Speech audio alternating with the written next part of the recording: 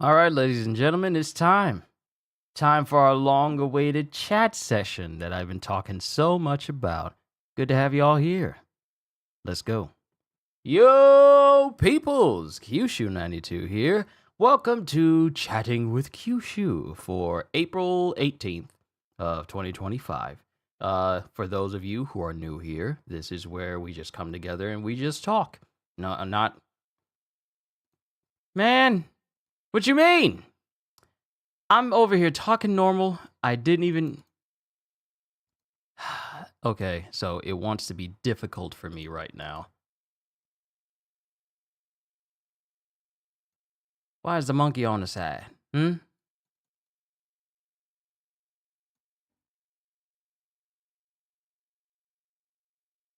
There we go. All right, that was weird. I just put it up there and it didn't have any problem showing beforehand. But this is a moment where we all come together and we just talk about different things, stuff that's going on, not going too far with that sort of subject and like stuff out in the world or what have you, but this is just a place where we just talk to each other about stuff. And there have been some topics that were brought up in the Discord that I also want to address and talk about for a good hot minute here. Who knows how long this is going to last, but this is going to be the perfect time for us to come together and talk. Now, when I was going through playing, just to start us off, when I was going through playing the first Berserker Kazan, the subject of jobs came up. And just the overall nature of how jobs have really encouraged putting your own well being to the wayside a little, especially when it comes to jobs such as retail or the food industry, to put your own well being to the side so that way you can just keep serving the customers and, help the company move on.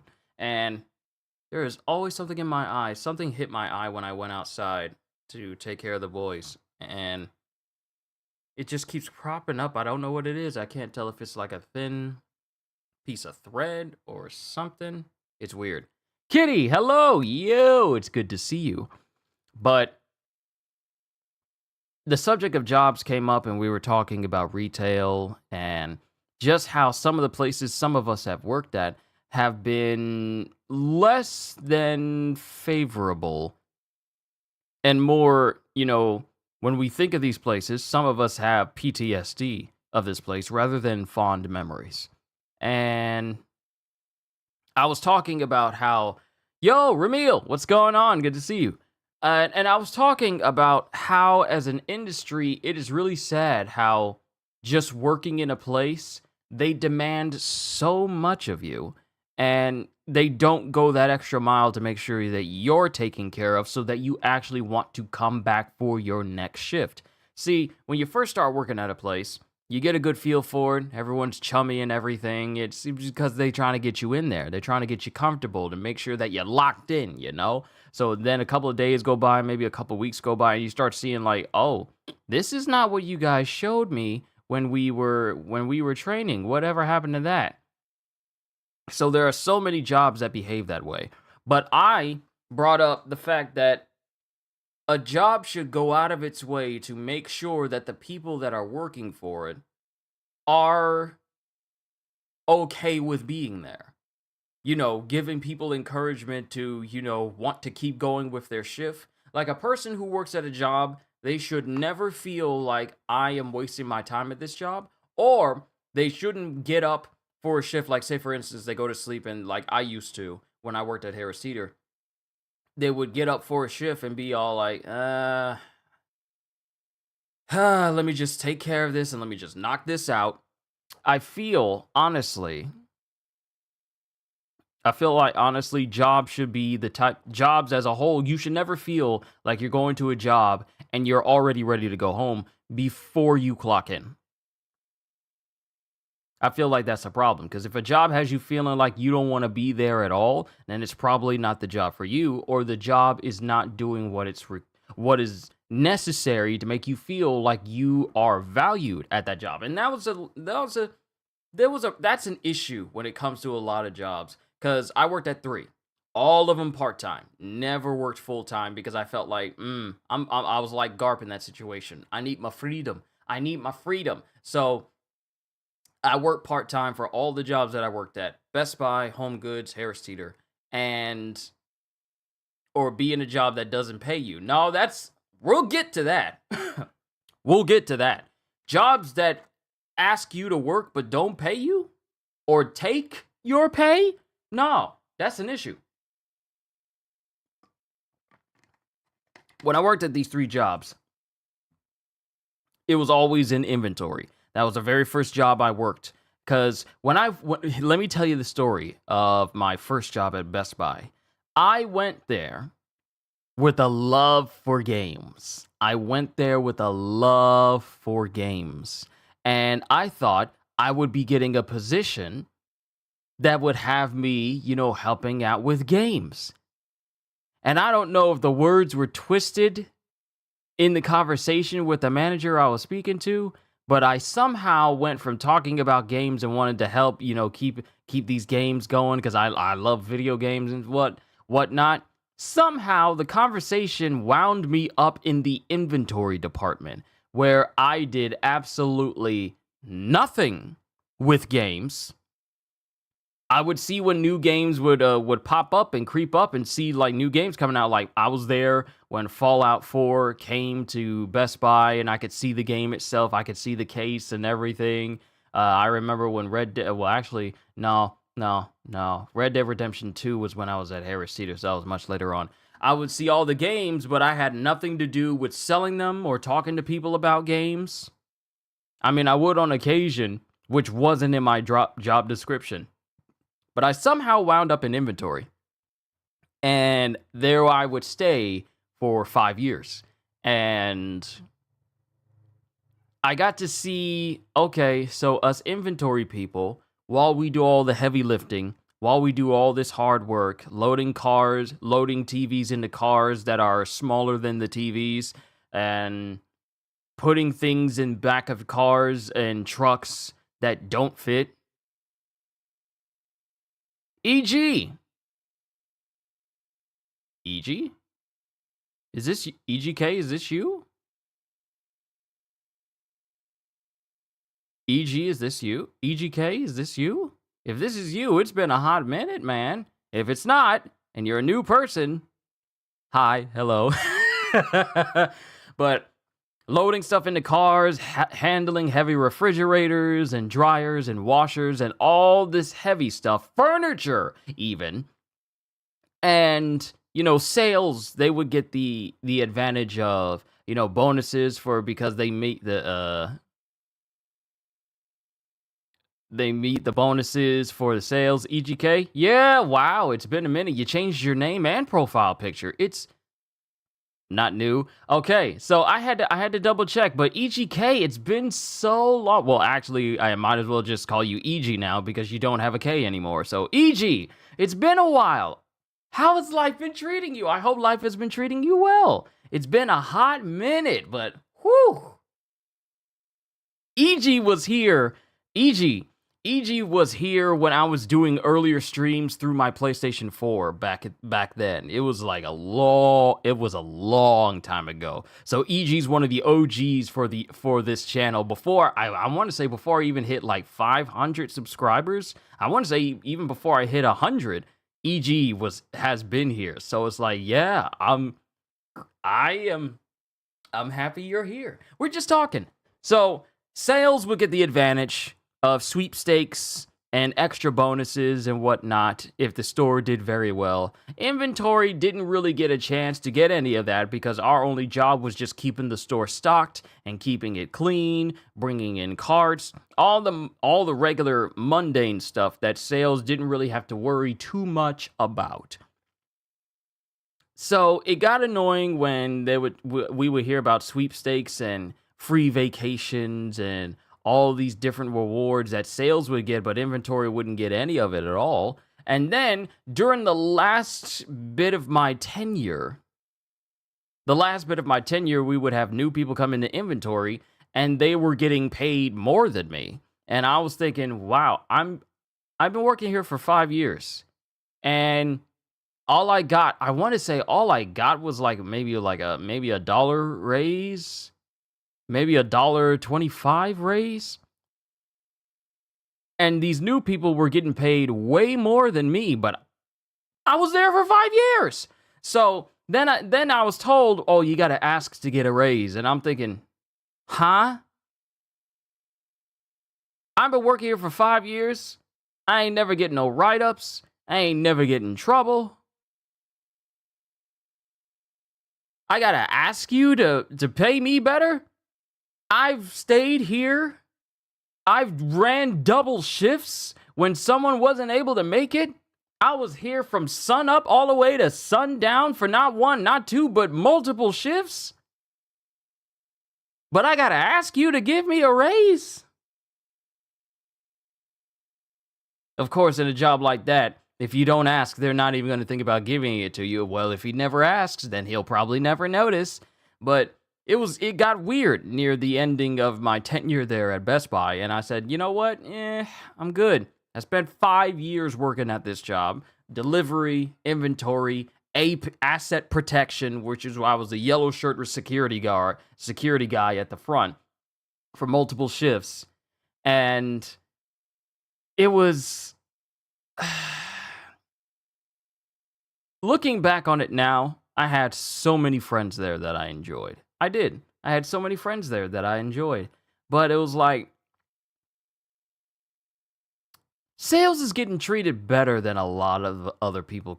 And the reason why I said all this is because there can be a lot of favoritism in jobs. There can be a lot of favoritism in jobs where if you're in a position where you're not directly affecting the revenue of a company, then you're not really seen as essential. Well, not necessarily essential. You're not really seen as someone that needs to have attention on. Like if you're just a person that's cleaning bathrooms, oh yeah, you did a good job. That's good. But if you're sales and you sell like 5 TVs, oh my goodness, you sold 5 TVs? Did you get protection plans on all of them? Yes, I did. That's amazing. Yo, we need to do something for you. Hey, inventory, did you get that TV down? Yep, it was incredibly difficult, but I managed to get it down without any damage to the property or anything of that nature. Okay, good. Put it up front. It was really like that. Only people who knew inventory and knew us as individuals and not just employees. Because there's a difference. There are managers who can see you as people, and there are managers who can see you as employees who are just there to do a job. And we could tell that there were people who cared about us, but they weren't the managers who would go out of their way to make sure that we inventory people were taken care of. Now, of course, we would have moments where we would have like hot dogs and they would have big old major cookouts for the crew and we would eat. That would just be a collective as a store. But we inventory people never really got anything for us to really stand out. Really. Because we were the day janitors and the night janitors. When the cleaning people came in, here's the thing. We had people come in to clean, but that was only before the store. Okay, back. I got Frosties. Gotcha. It was only, what is he talking about? Talking about jobs and how some jobs do not treat their people well. Kitty has a story as well, but there were people who would clean in Best Buy before the store opened, and that would be it.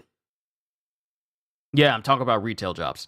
There would be people who would come in and they would clean, and that would be it. They would clean the bathrooms, and they would just, I wouldn't even say they would vacuum, because we would have to handle some of that as well. But they would just clean in the morning, and then they would be gone, and you'd never see them again until the following morning. But for us, we had to keep the bathroom clean at all times. If people had less than favorable accidents in the bathroom, we had to go ahead and take care of it, regardless of how disgusting it was. And trust me, there were incredibly disgusting moments in the bathrooms for Best Buy that I so desperately want to put out of my mind, but it's just locked there like a painting that stares out at you. And no matter where you go, it always finds you. It's literally one of those memories just lodged in a part of my brain that I would love to get rid of.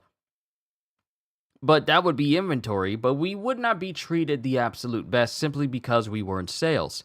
Now, fast forward to home goods, and it was kind of the same, even though the store was a lot smaller. The amount of people that worked in the store was a lot smaller. There was still a level of favoritism for people who would get people to sign up for a TJ Home Goods credit card, and they put me on registers before. Mind you, I don't like being on registers because I don't like counting money because I hate math. I simply hate math. It was one of my worst subjects in school, and it has not improved as I am 33 years old right now. I just absolutely hate math. If I can use a calculator to solve all my problems, I'll do it because internally up in here, it's all like, it's a lot of work. I don't feel like it. I don't. Oh, there it is. There it is. Oh, it just hit me in the eye. It just hit me in this. Ow. Ow. Okay, it's on my eye. Oh, hold on.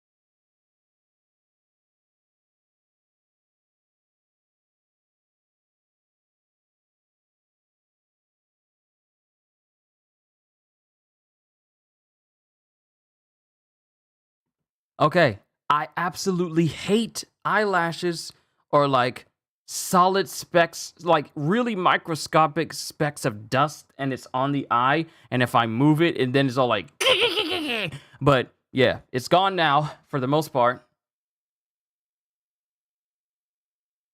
It's gone now. But okay, so going back to it, Harris Teeter, I would not Harris Teeter, but Home Goods, I would go there.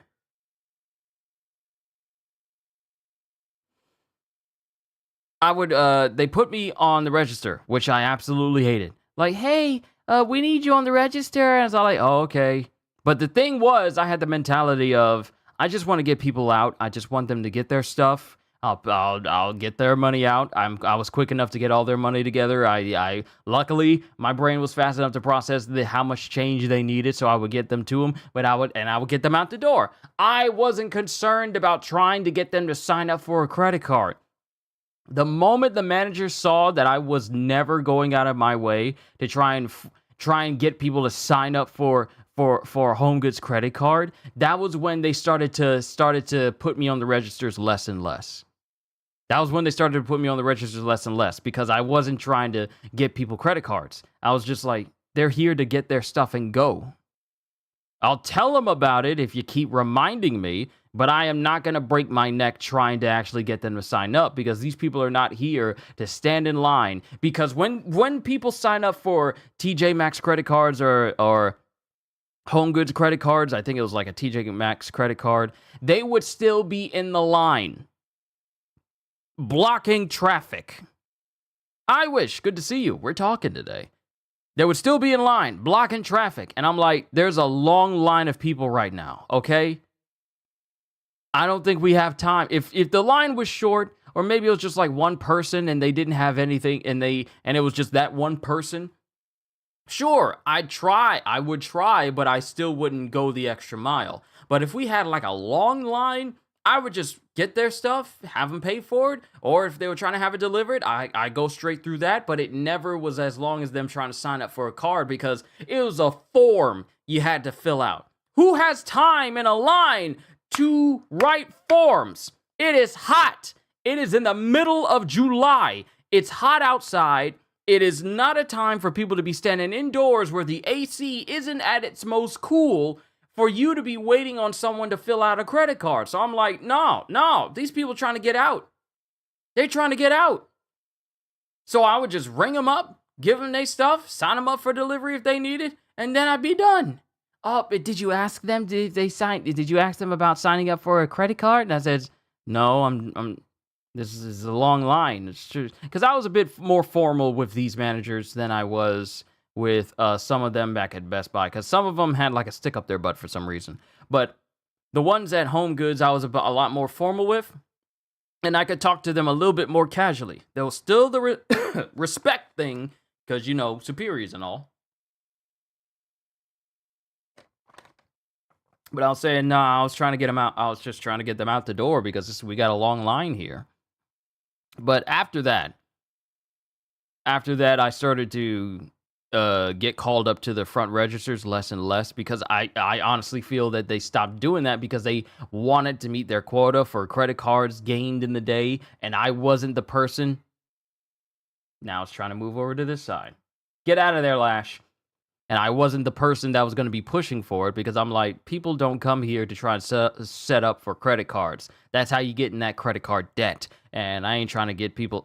people aren't here for that. They're here to just shop for their Ray Dunn, or they're here to shop for their couches, or they're here to shop for their rugs, which one of the hooks actually fell off because someone didn't properly take it off, and it knocked me in the head. I still think I got either a scar over here or over here. But yeah, I still got a scar from one of those, and it was a metal hook, a metal clamp that is meant to fasten securely to rugs so that they don't move at all. And these are like the thick, heavy rugs that require two people to lift. Yeah, one of those fell off while I was moving a rug, and it just hit me straight in the head. And I had to walk around the store with a big old Band-Aid because apparently they didn't have normal size one. But I walked around with a big old Band-Aid all day. I didn't suffer any concussions or anything, but it hurt.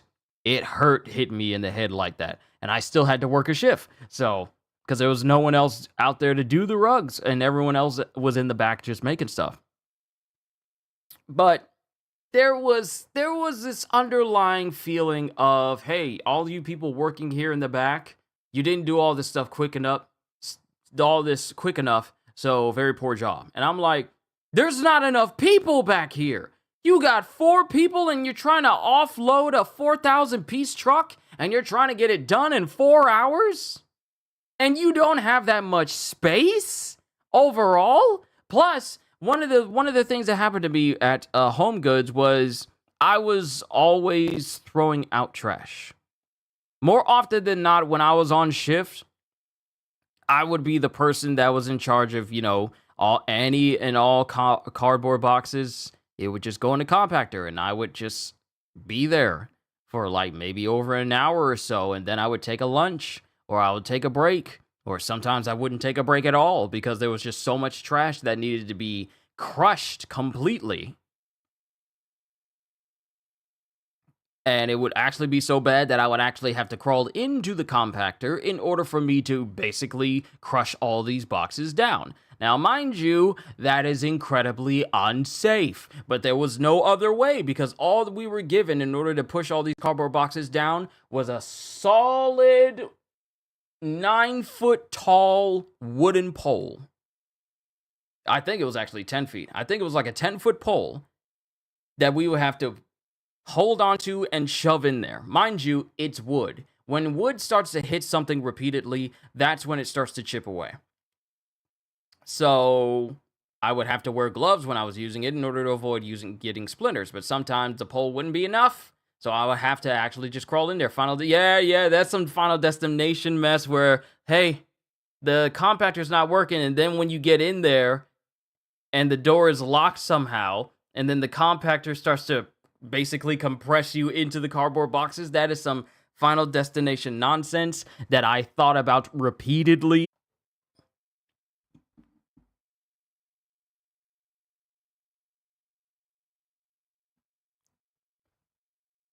Hold on. OBS kind of faltered just a little bit. Yep, there was lag just for that one moment there. There was lag for that one moment, but we're good. We're good.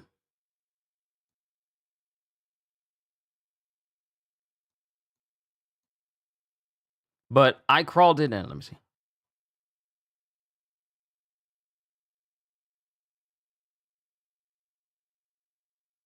Yeah, okay, there it is. I thought about when I would go into compactor, I thought about Final Destination and like, what if I got stuck in here? And I thought about it repeatedly. Like, what? Hey, could you go in there and there's something stuck in there? Can you get it knocked out?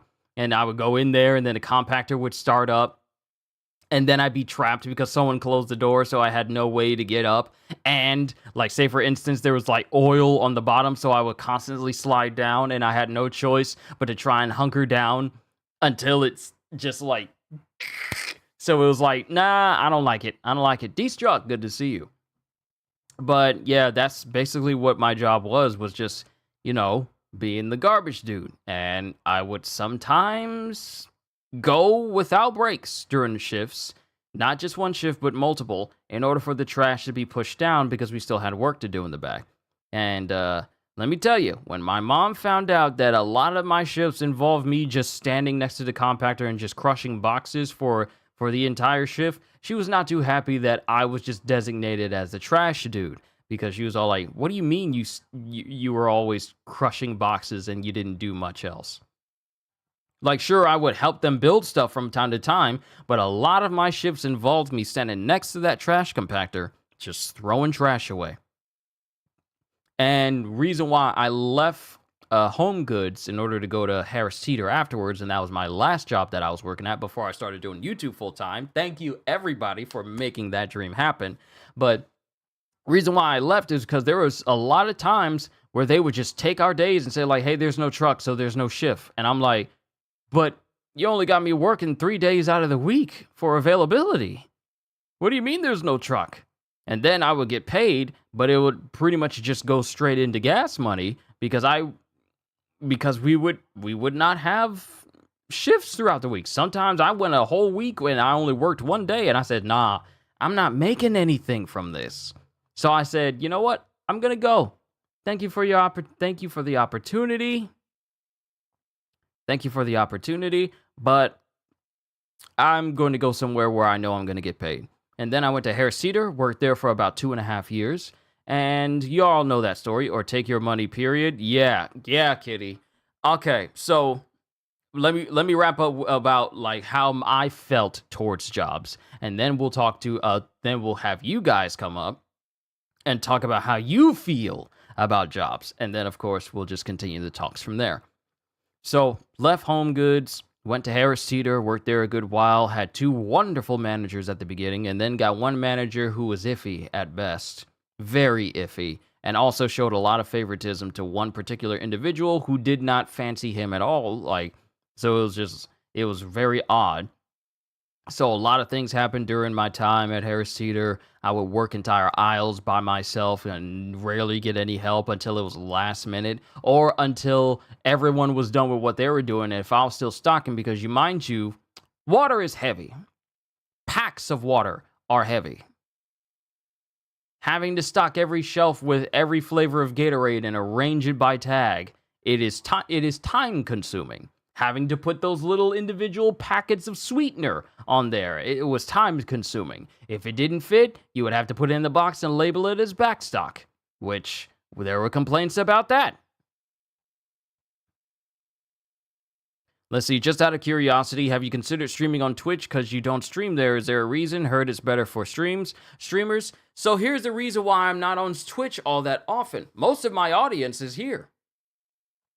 Mind you, I got an audience over on Twitch, and I haven't really streamed on Twitch, but I got an audience over in Twitch, but most of my audience and most of pretty much the majority of my revenue comes from me doing everything here on YouTube. I got no problem streaming on Twitch. I could just flip the switch and I could just be streaming on there right now. But I haven't been on there lately. That's just the thing. I haven't really been on there lately. But yeah. I may start doing some sessions on Twitch, but then again, not everyone has a Twitch that watches me on YouTube. Not everyone has a Twitch. So that's also one of the other reasons, because YouTube is such a big platform that everyone can be on it. That's pretty much where everyone is able to, gravitate towards. But not everyone has a Twitch to watch on. So yeah, that's just one of the things. It's just that's always been one of the biggest things about me on Twitch is the fact that sure I could stream on Twitch, but all of my audience is here on YouTube. All of y'all. All 5,641 of y'all. So, and counting. So I thank you for that. But yeah, I may do some sessions on Twitch, maybe just play some sporadic games or do some other things and such. But we'll see how that we'll cross that bridge when we get to it. So you guys already know my story about me at Harris Teeter and how I wound up here. I took a leap of faith, and I've been enjoying this journey ever since June. I want to say you got that number down. Because I'm always checking it. I check it every morning to see if the channel continues to rise. Sometimes the numbers may falter, they may dip just a little bit, but what matters is that it just keeps going up, and that's a good thing. But I think, what is it? The 1st of July. I think it's the 1st of July or the 2nd day of July, where it'll mark 3 years that I've been doing this whole YouTube thing full time. 3 years! Some people think it would have been impossible for me to even go a full year with less than 5,000 subscribers when I started, and still keep going even here today. Some people would think that it doesn't add up. How is he still going full time and he's here? How does that work? Don't worry about it. It's working. I get to do what I love, and I get to bring you all the content that you guys love. It just, unlike Todd Howard, this actually does just work. So, but I've been enjoying it ever since. There's so many things I can't wait to bring you guys. Some readings, wink, wink, that I have in the works as well that I'm going to be bringing in May. You'll find out once I post a video up about it. And a lot of things that are going to be happening, well, in May, and then especially June. There will be a live stream unboxing of my Nintendo Switch 2. There will be. You all gonna get to see it. Y'all gonna see me mess with it, and then I'll have the feed up where you guys will get to see the game as a whole once I hook it up to where my Nintendo Switch 1 will be.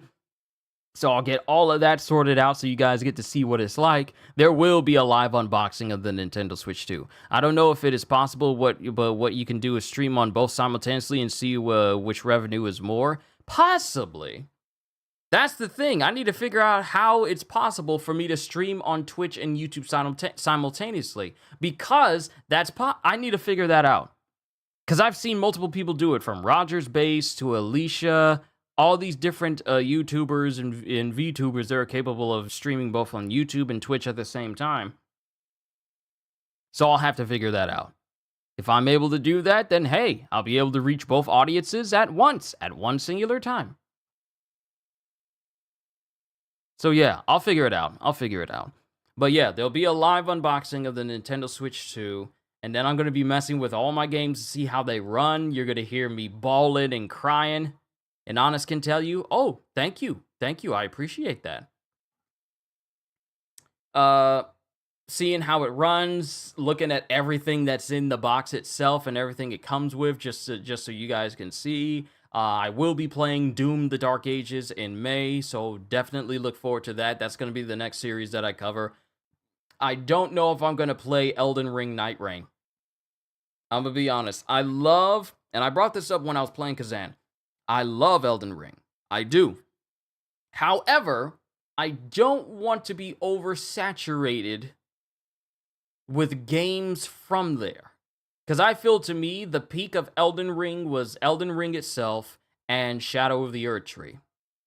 Night Rain, while fun at the time, I don't know if I am going to see it as something I would commit a ton of time to. That's how I feel. Because I've put an enormous amount of hours in Kazan already. I'm already in 3 digits worth of playtime.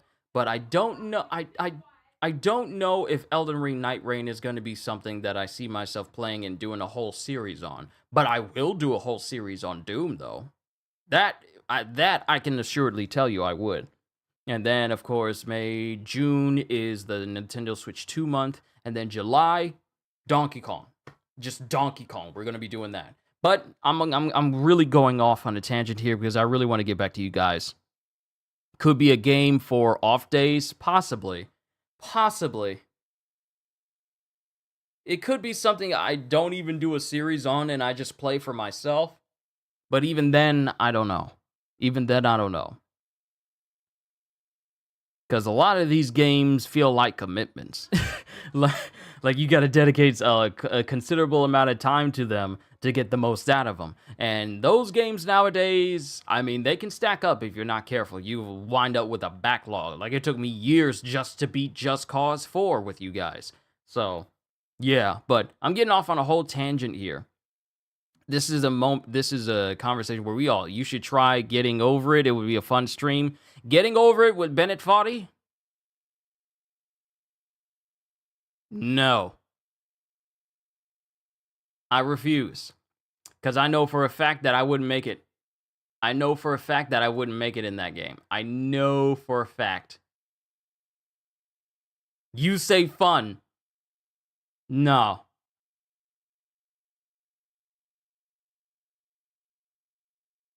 I would not make it. I would not make it. Nice try. Nice try. I'm not going to play Getting Over It. I'm not going to play Baby Steps. I'm not going to play that one game where you're a dude, where you're a kid in a bubble and you're floating up. I'm not going to play that game where you're just climbing up, where you're climbing up a wall. I'm not going to do any of that. Anime Juke! It's good to see you. You say torture is fun? Then just ask me to play Minecraft on survival with the hardest difficulty then. Or try to have me play a Souls-like without leveling up once. But I am not playing those games where if there are compilations where Markiplier has literally lost his mind playing that game and screaming in rage. I'm not playing that. No, you're not about to put me through that. But yeah, Anime Juke, it's good to see. Good Friday to you as well. It's a good one. We're having a big old conversation. Big old conversation stream where we're just talking about different things. Now, I know I just kind of centered like this first half, the first 38 minutes on myself, just talking about different jobs and everything. I want to hear from you. I want to hear from you. What has been on your mind, everybody? This is a group effort. This isn't something where you're just listening to me only. You guys can speak up as well. And then, of course, we'll carry on with conversations from there. So, what has been on everyone's mind lately? Also, I'm one thing that popped up earlier today that I posted in the Discord is the fact that the Nintendo Switch 2's price is not increasing, which is good. So it's still going to be $450. I'm not getting a bundle because I'm not a Mario Kart player. I'd rather get the Switch 2 and then play my other games, and I'd rather play my other games that I got and see how they run, and I could just mess around with that for I could mess around with that until I get Donkey Kong. I don't need to get Mario Kart World, as nice as it looks. It's just not the game for me. I am not as big on racing games as I used to be. Being good here, just chugging along. Hey, ain't nothing wrong with that. Oh yeah, today is Good Friday. Happy Good Friday to you, Chad. Yes! And the weirdest game I ever played is I Am Bread. I've seen that.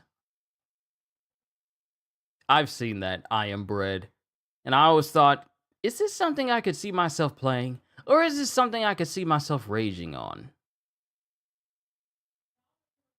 But yeah.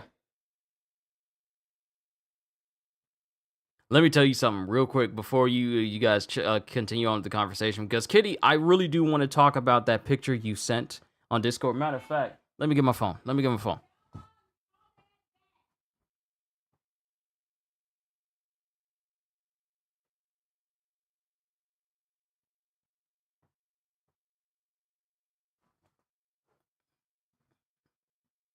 All right. Let me see.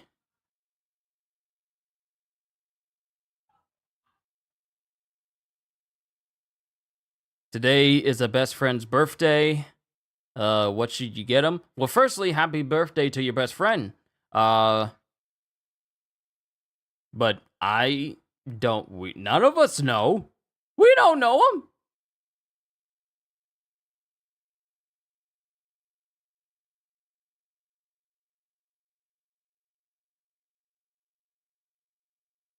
Let me pull up what you sent. Gift card? I mean, hey, that always works. Giving people gift cards on their birthday so they can buy whatever they want. Just in case, ain't it funny how that's the default option? If you don't know what the person wants, you get them a gift card so they can get what they want. Because at least you're thinking of them. Should I reveal his name if y'all don't know him? It's a joke. I'm not. Thank you. Thank you. Don't be putting y'all personal information out there. Keep yourselves safe, even here.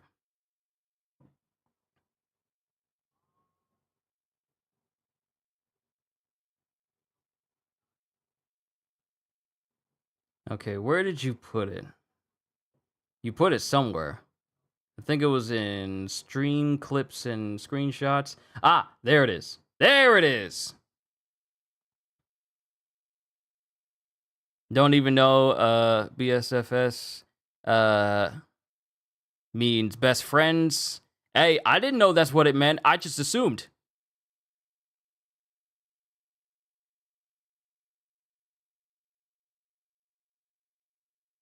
It just seemed like the most logical choice.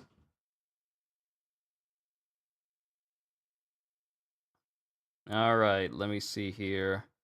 Can I rotate the image?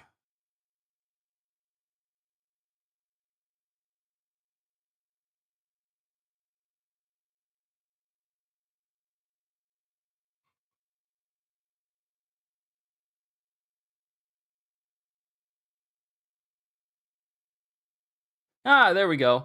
All right. Just do gift cards. I suck at shopping, and a gift card is easier. It always is. All right. So what Kitty had sent me was just her work schedule back when she used to work at Waffle House. Let me see here. Keep current resolution. So I see here, get up for work 5:30 a.m., be at work 6:50 a.m., and then the next day, the same thing. Next day, same thing. Next day, same thing.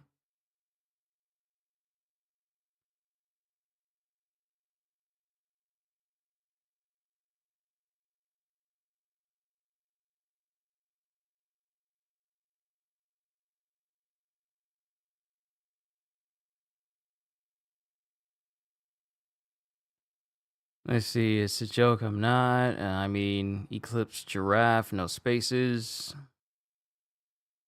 What you talk about, EG?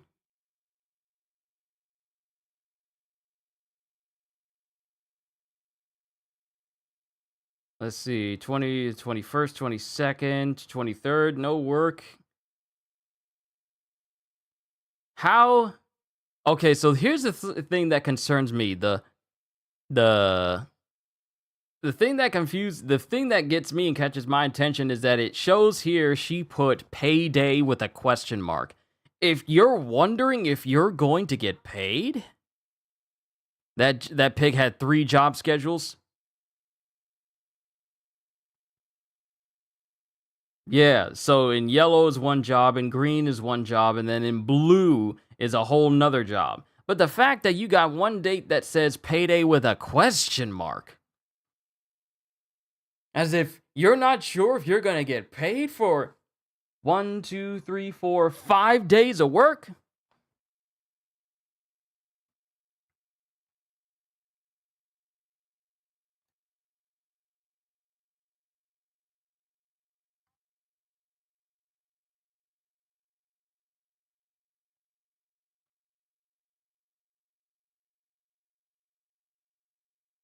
That's when they took the money. That okay? So that was the day that they took the money when they when those people basically dined and dashed, and that's when they took it out. That's when they took that from you. That's what that was. That's bad. That's bad. Payday with a question mark. You don't know if you're gonna get paid or not. And then you have, let's see, be at work, work again, work, work, work, work, work, work. Then a payday with an exclamation point on there. Work, off that day. Work, work, work, work. 3 jobs. And were these all full time or were they part time? For you to have like 3 going at the same time. 3 within like 3 weeks. You got 3 different jobs on this schedule. Imagine all the things you got to memorize for one job and not have it interfere with what you're doing at another job. That just seems like a whole lot. That's a whole lot. That's still criminal that they took money out of your paycheck just because some customers decided to dine and dash, though. Oh, these people, they didn't pay for their food, so we're going to take it out of your pay. What for? Waffle House was full-time and 2 part-time. That's a lot of work. Oh, I have another game idea, Five Nights at Freddy's at midnight.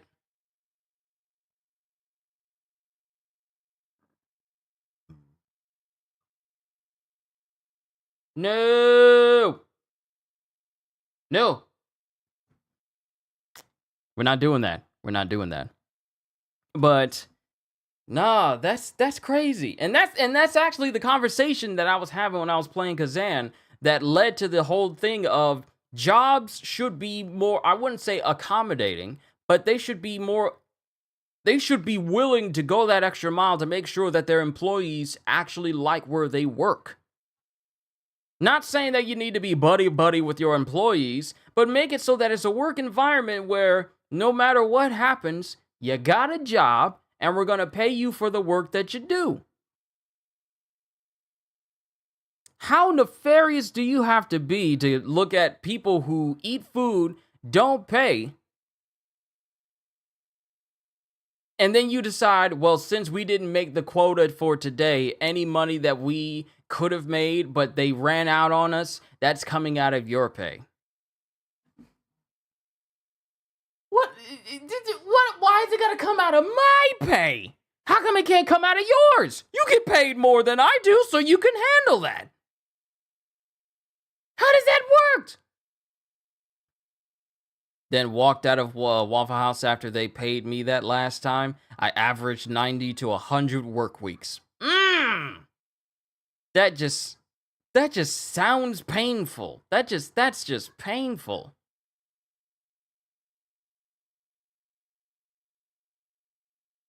That's just painful. But how do you have the authority to say, "Hey, I'm going to take this money out of your pay because someone didn't pay for a meal"? So all that extra work you did, you're not getting paid for it.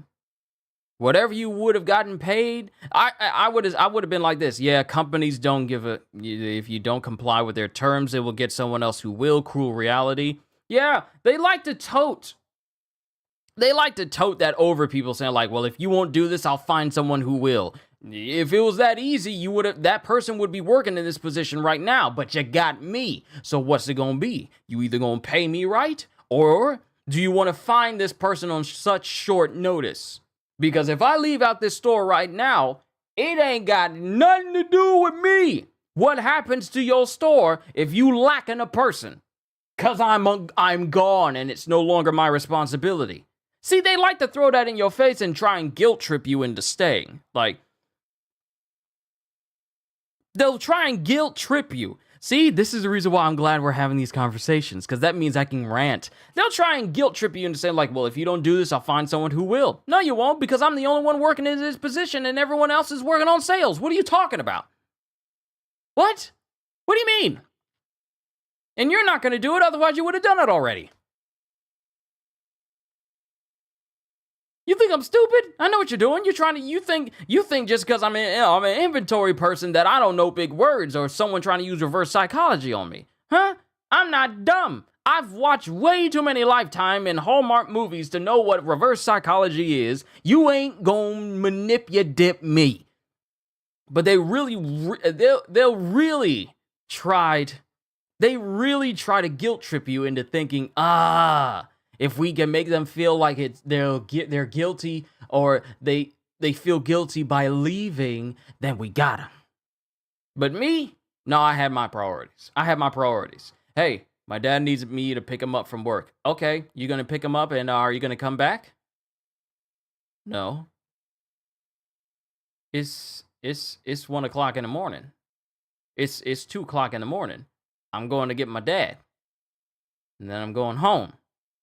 Once I leave, I ain't coming back. And there were times that they would ask me, and I know I just went off on a whole tangent about me again. I am so sorry, but it's funny how jobs, let me just keep it neutral. It's funny how jobs will try to guilt trip you into going above and beyond for them, but they will not go and above and beyond for you.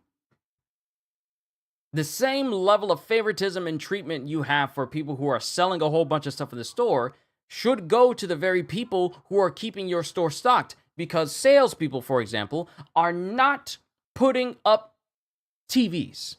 They are not bringing down refrigerators. Even though some of them are certified, they get the inventory people so they can keep talking to the customer in the hopes that maybe they can sell them a warranty. But people really, these jobs really go out of their way. And it's the ones that get me are the one that says, like, we're a big family. Oh, really? We're a family? What am I, the black sheep? How come you show favor to Roscoe over there? Every single time y'all got a cookout, y'all say how good he is, but y'all don't ever give me a time of day. Y'all the one who tell me go back in the kitchen and help make the potato salad. We're a family. Families that care about each other ain't gonna treat each other wrong.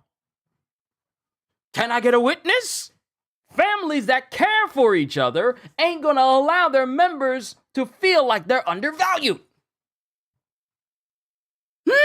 So these jobs need to stop saying that we're a family. Because family that cares is not going to let one member of their family feel less than they are, treat them less than they are, make them feel like they're undervalued, like they're not appreciated. Real families will go out of their way to make sure that the links that they have for each other, arms locked, that nothing can break that. That's the trust that this family has in each other. This trust that, who we preaching, you better believe, this trust that family has with each other, there's nothing that anything inside or outside can break. That's a family. What companies try to do for their jobs is try to put on this facade of, we care for you. Oh, you can progress. Oh, we're a family and we look out for each other. No, departments look out for the people in their departments. And if you get to know these people in the departments, then they might take care of you, only if you're on good terms with them. But it is never a case of, hey, sales got inventory got home theater got appliances. Not that. You may know each other, but it's not a matter of, we definitely care about each other. So it may be a family, but it's a family that lives in 5 different states, and you're in one building. You'll say hi and hello to each other on occasion, come together when there's a big group gathering, such as like a store meeting, but then when it's over, y'all don't see each other for another 6 months or maybe even a year. Maybe you'll pop over and say hi, but then you'll just go back and pretend like you didn't just say hi to me, and then it's just like standard, and we're all distant, and never the two shall meet. But we're a family, though.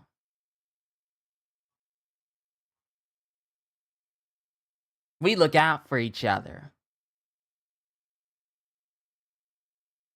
We're a close-knit family. We help each other. Looks good on camera. Looks good to hear out loud in front of everybody, but behind closed doors, you're dragging people down. saying how this department ain't doing what it's supposed to be doing. Talk about others behind your back. And then when word gets back to them, because some people are close to the people you talking about, when word gets back, then there's animosity. Then there's distancing. Social distancing before 2020. But we're a family, though. Get out of here with that mess. If you were truly a family, I wouldn't be having this conversation right now. If you truly cared, we wouldn't be talking about jobs and how they do people dirty. We wouldn't even be having this conversation. Family cares. Family loves. Family works together. That's what a family does. A company will look like a family in front of TV screens, mobile ads, and in front of customers. But when the doors close, when the lights start to die down, when you're in the office or you're in the back, it's literally one of the most annoying situations to be in. You're not doing your job. You need to be doing this. You need to be doing that. And then say like, hi, how are you? How can I help you out? Just fake. And I know it's really difficult for a lot of companies to do this because what matters is the revenue. What matters is the pay that people get. What matters is how much money are you bringing to this place. If you can bring us a whole bunch of money, you're Midas. You got that golden touch. We need to put you up on a pedestal, which is foolish, by the way. If you're not doing that, go do something. Such a dangerous expectation when it comes to jobs. And you can say like, well, the jobs are competitive, but that doesn't excuse human decency. When did we sacrifice human decency for profit? Oh, I got a good one that will get things hot. Oh, by all means. Sadly, not a case in India. You go and they will get someone within an hour. A retail job that is so large, has so much money, nothing you say or do in fighting them, they always win. Of course, because they got the money to back it up. And if you were to go and they see that it does not impact their revenue, they don't care. They don't care if you're working to make ends meet. They don't care if you're trying your very best to maybe you need this job. Maybe you don't have any other place to go. This is the only one that was willing to take you, say for instance. But the moment you start to speak out against them, that's when they're already wearing their options of like, we don't need a dissenter. We don't, because that word got thrown around as well. But we don't need a dissenter. We don't need anyone, free thinker. We have a free thinker. See, it's dangerous to be a cog in the machine because then cogs and machines get complacent because that's all they ever know. But it's dangerous to set this idea of you need to go and be above and beyond for this store. Give it 110%. You don't even give me 5. And if you do give me 5, I got to give you an arm and a leg in order for you to give me 5%, while I have to give you 110. Where did this nonsense come from? Don't give 100%, give 110%. I don't see you doing 110%. Well, I'm the manager. I don't need to do all of that. Yeah, you do. If you expect me to go above and beyond for this store, because ain't it crazy? They expect you to go above. It's people who are not regular rank and file employees that go, you need to go above and beyond for the store. If you can, that'd be very great. Okay? What are you doing that is above and beyond for the store other than telling other people to go above and beyond for the store?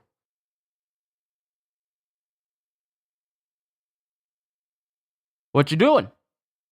What are you doing to make this store better for everybody as for the person that has your position? What are you doing? Nothing? What am I doing? Breaking my back in half, carrying heavy stuff, moving stuff back and forth, doing this job you need me to do, then doing that job you need me to do. You take away my chair so I can't sit down to rest. I'm not allowed to sit down unless I'm on break or I'm on lunch. So the soles are being worn out from the bottom of my shoes. But you want me to give you 110% every single time I come in. What are you doing to make it so that I can achieve that 110%? Because they tell you to do 110%, but they don't tell you how to achieve it. See, I was told, let me see. Let me get off of that soapbox because I'll keep going. I reported Waffle House for unsanitary conditions. I was ordered to clean a bathroom that had stuff on every surface. I took pictures and sent it to OSHA, FDA, and the state. I was told to clean it with simple pants and shoes, my uniform shirt and gloves, and still serve food when I finished. That's disgusting. That's disgusting. What do you mean? You need to go home. That would send me into a frenzy because I need to go home and take a shower. Because the smell is on my clothes. And you want me to be around food? What? Unsanitary! That's unsanitary. That's disgusting. Oh, I need you to clean this bathroom. Then when you get done, I need you to take number 4 over to table 5. What? I need to go shower. I stink. I'm pretty sure the customers can smell it over their burger or over their food. They just don't want to say nothing. They probably think, oh, there's something going on with me bodily because I stink, but they don't know that I had to go through all of this? No. I'm glad you took those pictures and sent it in. Always profits comes first for companies. Always wait till AI becomes for mainstream. Whole economies could crash because of AI. See, my thing is people rely on it way too much, thinking that it's going to be the end-all, be-all solution to stuff. And it's like, has Terminator taught you nothing? Has The Matrix taught you nothing? Has Ultron taught you nothing? But no, they just see the potential, the profit potential from AI doing all these different things, not realizing that I don't care how many times you prop up some AI art in front of me, it'll never compare to that of someone who actually came up with the art on their own. Because AI can only go on the parameters that it's been given, not ones that it comes up with its own, but it can only use what already exists. It can't create anything by itself. So if it paints a picture, it's going to be based off of what it's already used as reference by scanning through everything that already exists. It's never gonna be an original idea. Dragon Emperor, good to see you. Someone is in his I don't care phase. Who's in his I don't care phase? Bro, I was so sick from the smell I couldn't stop vomiting. That's bad. But they expect you to still work the rest of your shift. Your body is literally retching over what you just went through, but they still expect you to handle food. Disgusting.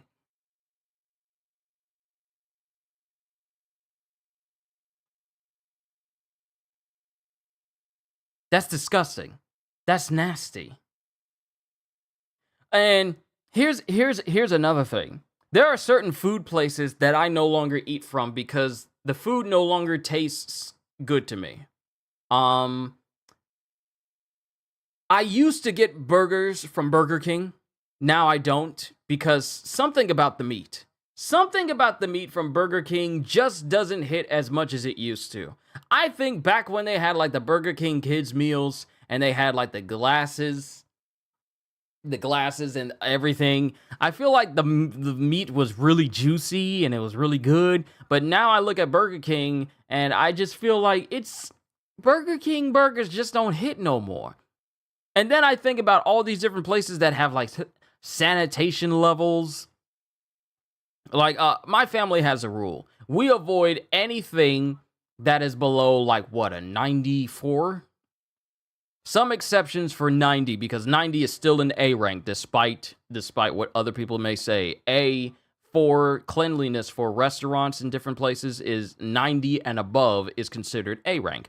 But certain places just don't hit anymore. Like burger, I used to eat Burger King all the time. I would get a rodeo burger when I was at Best Buy. I would get those burgers all the time, but then over time they just fell off. I don't know if they stopped putting something in the meat, but the meat started to taste like, I mean, it had the texture of meat, but the juiciness of it just wasn't good.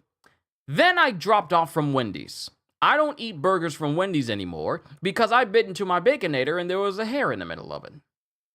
I have not had Wendy's burgers from there since. It was disgusting. But the moment I find a hair in my Baconator, I'm like, yeah, I'm not going to eat this anymore. You know what? I'm actually done eating from Wendy's. Well, another thing that put me off of Wendy's was the fact that they had a bourbon bacon cheeseburger. It was the best burger in the history of Wendy's. And it was only limited, and they stopped selling it for the area I lived in. They started selling it in a whole different area, but I'm like, I'm not driving all the way over there in order for me to get this particular sandwich. I'm not eating there from them anymore. It was only later on when I got that Baconator that I had that had that long hair in it that I'm like, I just bit into this. Yeah, I'm good. I just drank the sweet tea and that was it. And I haven't eaten from Wendy's since. If I get anything from Wendy's, it is basically only the Baconator fries and that's it. I don't get burgers from there anymore. Hi, Dragon. Also, hi, Dragon. And hello, Designs. It's good to see you. Let's see. 3 jobs, 90-plus hour weeks, and still struggled. Ramen, frozen pizza, and cereal was my diet. I kind of feel that because when I had to get up in the morning for Best Buy, I would just grab Nutri-Grains or foods that I could eat while I was driving there.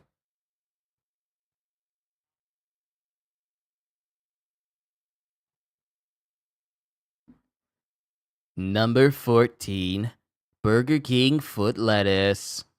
But nah, I don't eat from Burger King anymore. I don't eat from Wendy's anymore. If I eat from Arby's, I get either their roast beef sandwiches or their French dip, and that's pretty much it. They used to, and another thing that made me like the bourbon bacon cheeseburger from Wendy's was that Arby's originally had a, and this was limited too. They had like a bourbon bacon and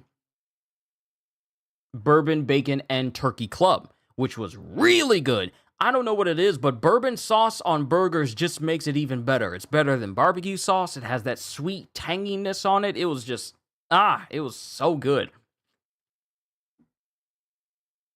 That's another thing you hate? What?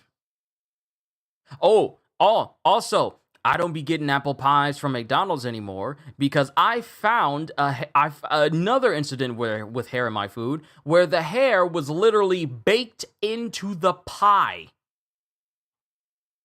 It was literally melded in between the apple and the crust, and I'm wondering how. How did this happen? I hate how employees work hours on end. Some put forth more effort. Others don't, but they don't pay well. That's a problem. That's a problem. If you see me, I honestly feel if you go above and beyond for your job, that should be an instant raise. Especially if you do it consecutively. Let's make like a criteria. All right? Let's make it like a criteria. Let me get in the center of the screen here. Let's make a criteria. Say you, for instance, work a whole week. Maybe you get one day off, but you work every shift. You go above and beyond. Everyone from every department is talking good about you. It's really good. I feel like for your next pay, you should get a bonus. It shouldn't just be like, oh, the store did good 7 months in a row. That's when everyone's going to get a bonus for the holiday season. No, I feel like if you're doing so good for the store that the whole store is talking how good you are working, you should get a bonus on your next check because that's just good. That's good incentive. That's common sense. If you're in a business that makes billions of dollars, you can afford to give people who do good bonuses because that will put that'll activate that dopamine in the brain, in the body, and let you know, I got paid extra because I did very good. Let me keep doing that so I can keep being paid well.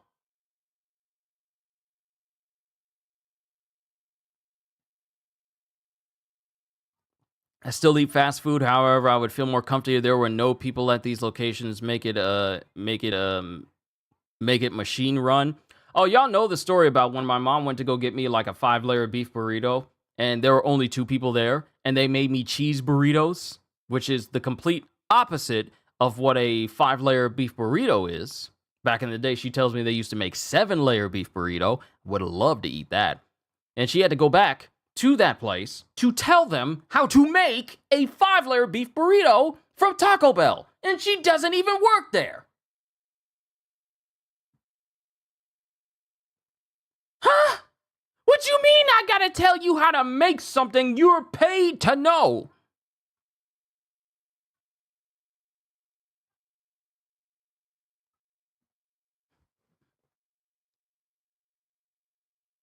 Made 319 at Waffle House.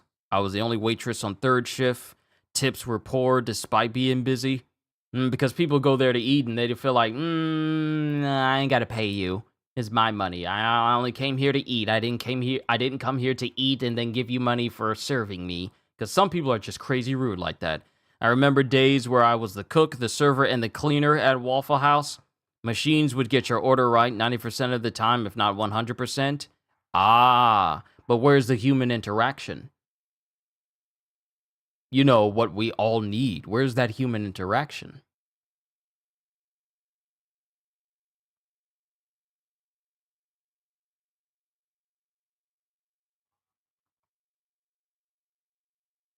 I'm and going back to like employees not being paid well. I think it's an insult to right and no attitude. You got to serve them with no attitude, and even then, that's not a guarantee that they're going to give you a tip. You could give these people your best service, and they'll still only do the bare minimum. Like they'll be the type of individuals that'll just scribble over the tip section of the check, and just to ensure that you have absolutely no way of ever getting a tip or leaving that space open, they just scribble over on it, or they say no tip, or they just fill it in with just random gibberish. I'm gonna be honest, tipping culture in America has gotten out of hand. Like some places force tips for gratuity, force gratuity, which I feel is a bit preemptive because first, let me see how you serve. Okay?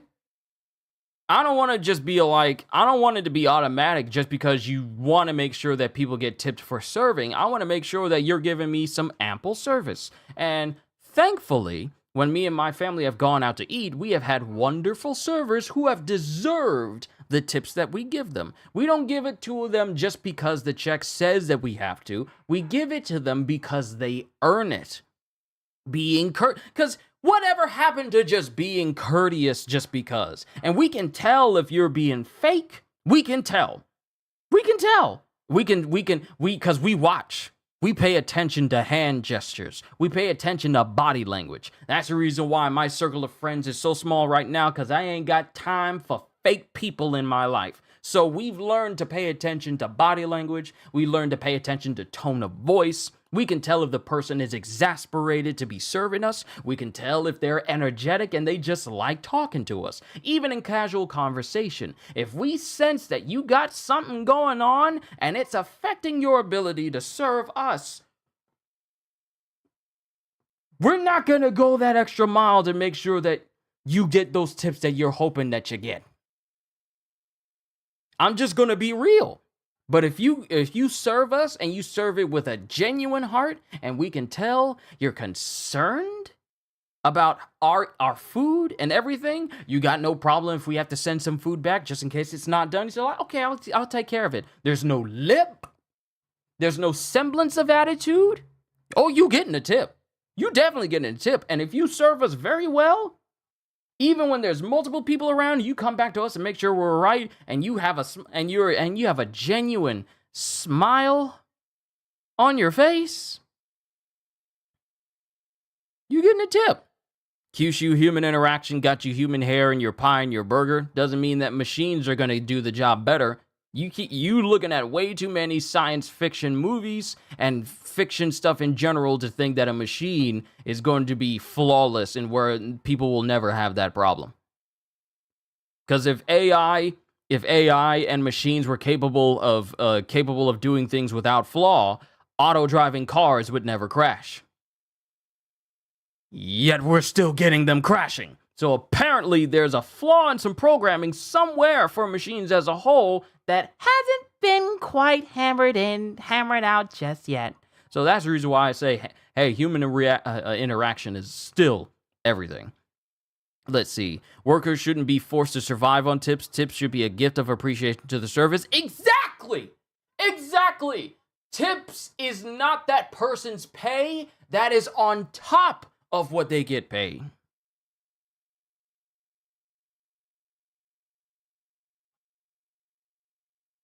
You know, I'm a side with designs on this one. I would be okay if it was machine run. Would people be out of their job? Yes, but I rarely have a positive experience at fast food places. Hold on, give me one quick second.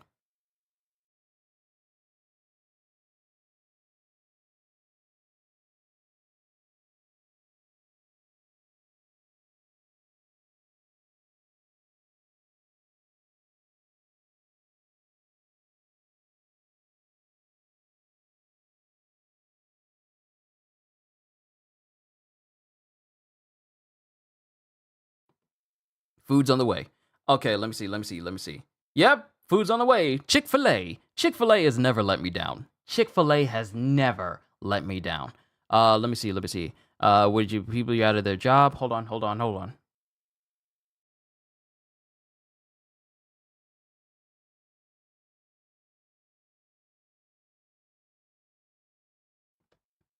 right, I was just double checking with my sis there.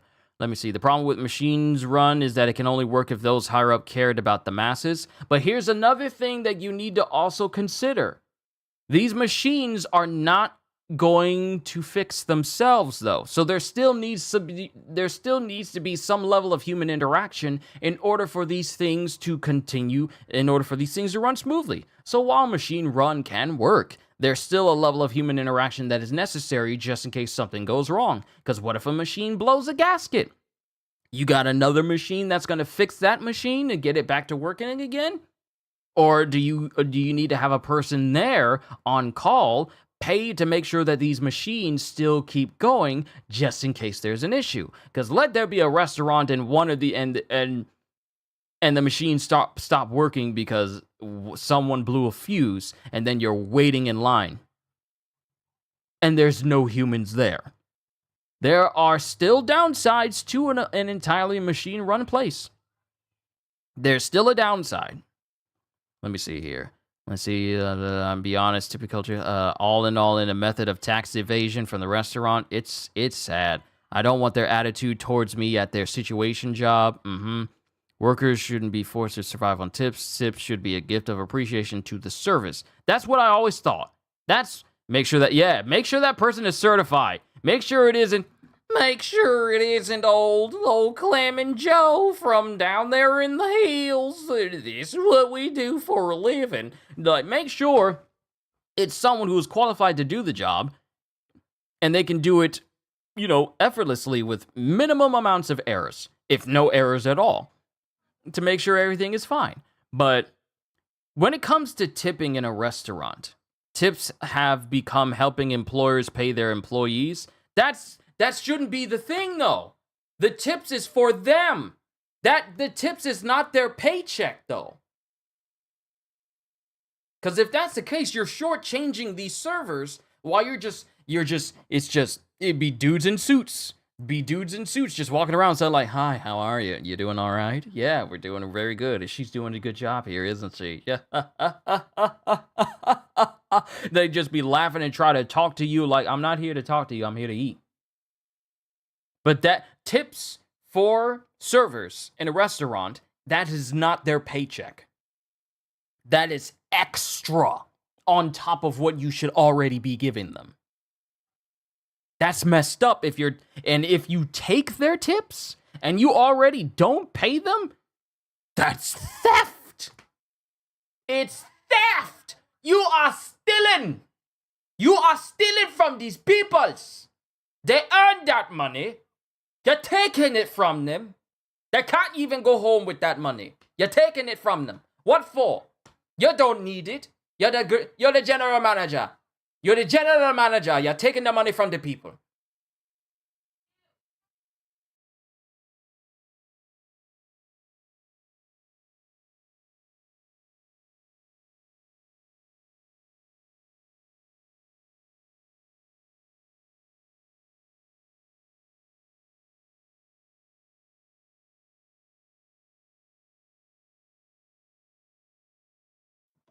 Sorry, we changed the place where we're going to be eating from. Gonna eat Slim Chicken because Slim Chicken is very good. It's very good.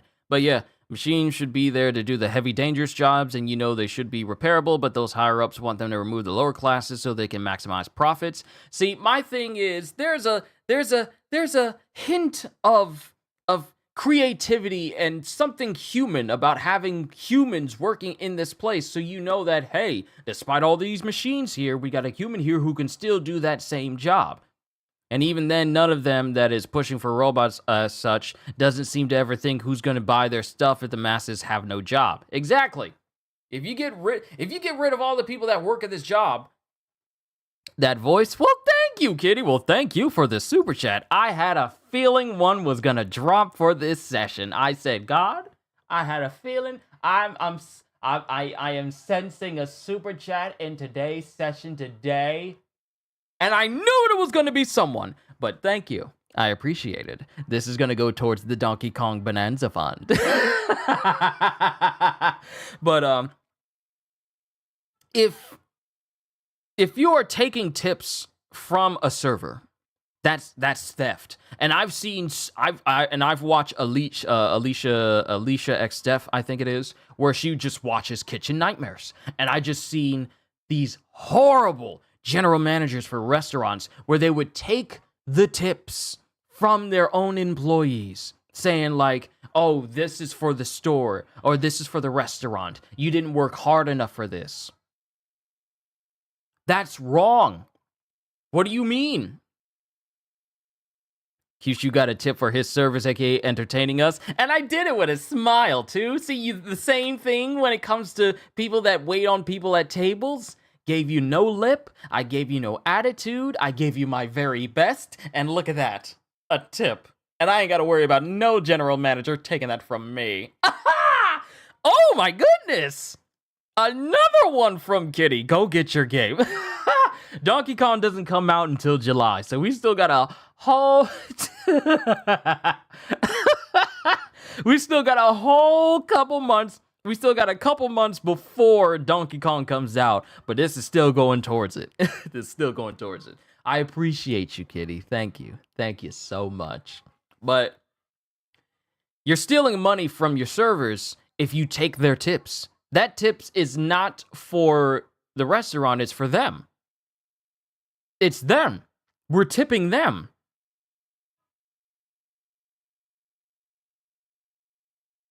Like, how do restaurants get away with taking tips unless they don't actually tell that they're taking money away from these servers? How do you get away from that? Thank you. I appreciate it. But how do you get away with that? That's crazy.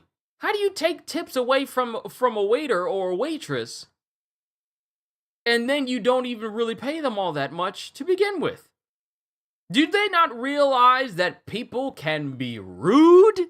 Imagine the emotional and psychological turmoil that an average waitress has to go through dealing with patrons who do not have a cheerful disposition. Imagine having to deal with a group that is just rude to you, but you can't retaliate. As a waiter or a waitress, you can't retaliate, and you gotta just take it. And you're seeing all of this happen.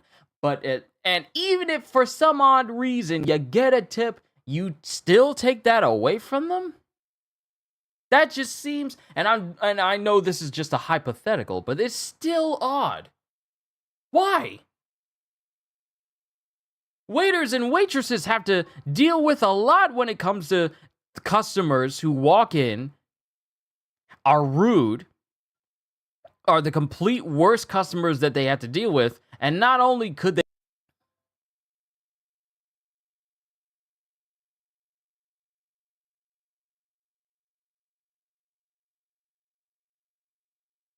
yeah, it skipped. It skipped again. It is one of those hot days. I got to refresh the router. I got to refresh the router.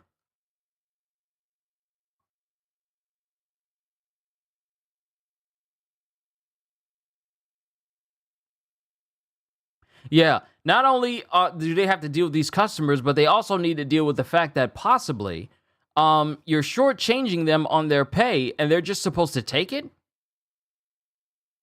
That's wrong. And I said, this is the reason why I could never have a management position, because if I want the people who are under me as a manager to keep working at this store, because here's the thing. Here's the thing. Managers, employees who work under a manager, you don't work for the manager. You work for the company that this manager is overseeing, but you don't work for that person. That's a big difference. You work, say for instance, you work at Walmart. You don't work for the general manager of Walmart. You work for Walmart. So whatever lip they got going on, whatever sass they got going on, has nothing to do with you as an employee, because you don't answer to the general manager over this whole company as a whole. You work for Walmart. You don't work for them. So essentially, you are not at their beck and call for every single little whim that they got going on. But it's so weird. It's really weird. General managers get to do all this stuff. Managers get to do all this stuff and think they can get away with it. I gave a customer their attitude back. She ended up being a regular that was kind. Probably never had anyone speak to her that way, and she was all like, "Oh my goodness, that's how I sound? Ugh, I don't like that. You know what? From now on, I'm gonna be nice. I'm gonna be nice." You literally, like High Dragon said, you humbled her. With that interaction, you just flat out humbled her.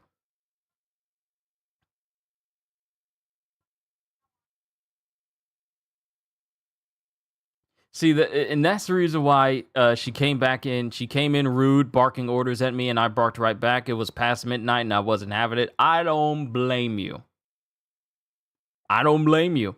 That reminds me. That just reminds me of that time when I yelled back at my manager back at Harris Teeter, and he really didn't carry on a full conversation with me after that. He just kept his distance from me. So I understand where you're coming from. You don't let nobody walk over you. I don't care what a job tells you. You are not a slave, and therefore you are not subject to being talked down to like you're next to nothing. I don't know what job put it.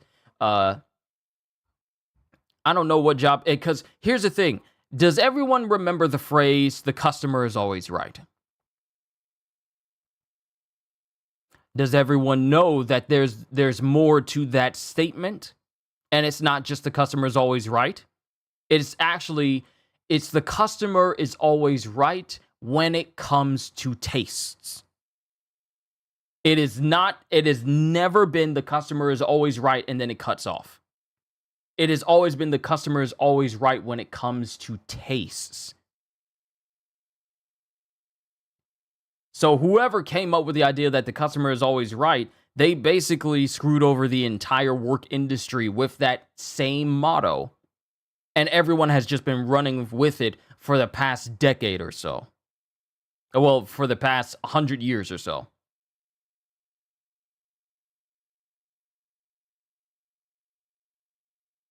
Oh, sorry. Let me do it again. The customer is always right in matters of tastes.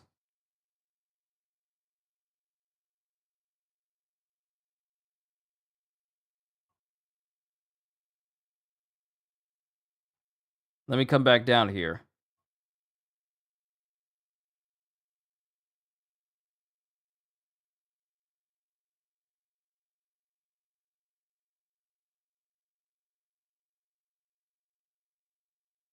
I'm gonna be honest. The customer gets a left and right seems a more dirty slogan. The customer is always right. No, the customer gets a left and a right.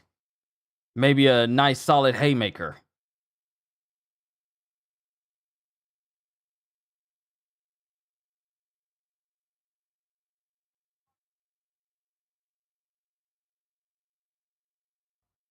I'm not a pushover, never have been. We know. We know. So, right here, the customer is always right in matters of taste means that a customer's personal preferences and opinions about products or services are the most important factor in determining their satisfaction and purchasing decisions. It emphasizes the importance of catering to customers' preferences, even if they seem unusual or unconventional. This phrase highlights the customer-centric approach in business where understanding and fulfilling customer needs is crucial for long-term success. But here's my rebuttal to that. Half of America, maybe more than half of America, is stupid, so they don't know what they want. So what we have created is an entire industry where the customer is always right, even when they're wrong. And a lot of times, these people are wrong.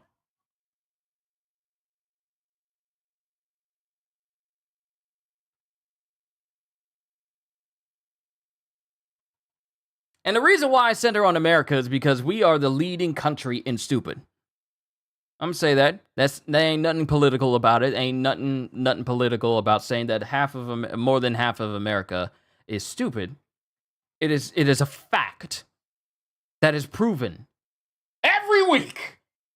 Every single week, we are proven that statement more than any other country in existence. I don't know how that's possible. I don't know how that happens. How does that work? But we're not going to go down that road. It's more true than the sun is white. I know. Ain't it something? The world will tell you, the sun is red, it's yellow. No, it is literally white. You just can't see it. The more fun a place is to be at, the further away you should stay away from that place if looking for work. I mean, Florida exists. Look, it is literally it does. A good chunk of the stupidity of this country comes from Florida. All you would have to do is just put in Florida in news, and you'll find something that happened in Florida. Florida man outruns cops using jet ski in the middle of the street. Florida man takes his pet crocodile out for a walk and it eats someone else's dog. It is literally just put in Florida and you will find something ridiculous. You seen Georgia? What happened in Georgia?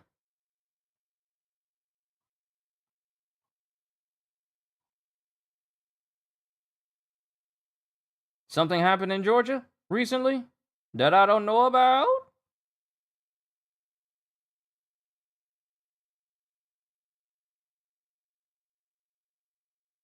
Oh, apparently Georgia is one of the top states for scams.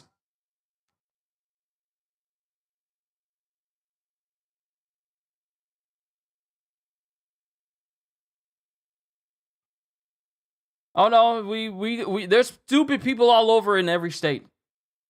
It's only the obscure states you rarely hear anything from. Like, you don't hear anything weird coming out of Minnesota. You don't hear anything weird coming out of Ohio. People look at Ohio as all like, oh, that's just Ohio. You don't hear nothing weird from New Hampshire. Who hears anything weird coming out of New Hampshire?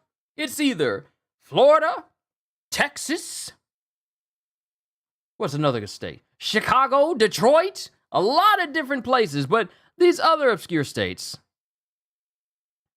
you don't hear much from them because they're quiet. They're quiet the majority of the time. Now, I'm pretty sure they have some weird stuff that happens in those states, but you rarely hear about it. California, so many things happen in California. I'm gonna leave that alone. It's just so many things, but this is a lot of people. Florida man beats ATM for giving too much money. That's real. That's a news article. But yeah, as a country, We are the leading people on stupid. We really are. And the fact that that stupid permeates throughout businesses, down to managers, that then affects employees, it is sad. Because there's a lot of people who work in restaurants and, retail jobs that are suffering simply because we got stupid people in charge. And I come back to this again, I could not be in a management position because if I want the store to run smoothly, I need to make sure that everyone's good. That is my priority. Okay, what's going on with the store? Well, we're meeting our quotas. Okay, how does every department feel about their work environment? We don't know. We never asked them. Sales is doing good. Okay, what about the people in the back? How are they doing? I'm pretty sure they're doing good. Did you ask them? No, but they never really speak up. Then go ask them. I feel like we lost something here where we have prioritized make sure all this work gets done and not make sure you're good so the work can get done. How are you? Are you okay? You doing good? No, I'm not saying managers need to go out every single day and say hi to every single employee that comes their way, but it doesn't hurt to check in with people. Make sure they're okay. You don't know if they're at their 100%. You don't know if they're working while sick. I'll tell people to go home. Hey, you feel sick? You all right? Are you going to be able to finish your shift? If not, go home. I'm not going to ask for no doctor's note because mentally, we don't know where people are at when they're working at a job. We don't know if they're physically unable or mentally unable. You just don't know. When you get a job that tries to prioritize your workload and your shift over your very well-being, something is wrong. And I've had to work through that. And I told you guys, when I was in my accident back in 2000, I think it was either 2017 or 18, either one of those two. When I was there and I got in that accident, I was concerned that if I stayed at home for too long, I could lose my job. Not even a matter of let me rest my entire right side because that took the brunt of the blow when I crashed. I was more concerned with if I rest for too long, if I'm gone for too many days, they could fire me and I would lose my job. So I was preemptive and I decided, you know what? I'm going to walk even though my right side hurts. I'm limping. I can still do some things, but I won't be as fast, but I can still work. And I went into a shift. Putting that sort of mentality in a person's mind where they have to prioritize their job over their very well-being is just crazy. And I know to a business-oriented person, that may not seem, that may not be important. Oh, your right side is bad, but you can walk though. You can lift stuff up so you can still come into work. So for some business-oriented people, maybe the thought of, well, if they can speak and if they can move around and they can do all this stuff, then they're fine enough to come into work. No! Who put that thought in managers and general managers and companies' heads where if they can get up and walk, then they can get up and work? That is not the same thing. It's crazy that companies will encourage you to come in if you do not feel well. And a lot of places have started where you need a certified doctor's note just to get out of a shift.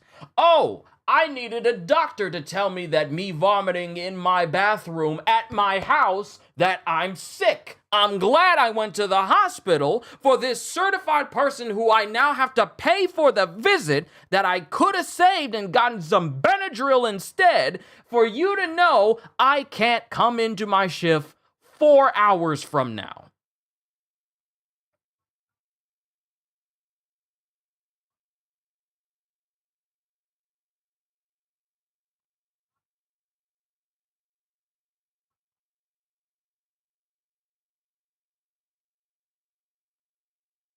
People can be so stupid, and the worst part they can't accept it is that they are stupid and double down on their opinion. Qushu, I'm not trying to be offensive or touch insensitive topics. The way they started thinking is basically what... It's not... I wouldn't say it's too sensitive, but I get where you're going. The only difference here is that we have the freedom to walk away. And that is for everyone. I won't keep going down that road, but we can actually walk away. Could it possibly hurt us in the end? I'm sure it will, but at least we have the choice. That's the difference. You only get X amount of days to be sick. Okay, tell my body that. If my body is not okay by that time those days are up, then apparently you're wrong. Because I am not about to put myself in a situation where I compromise my health just to get to a job. And I tell people that all the time. I tell other people.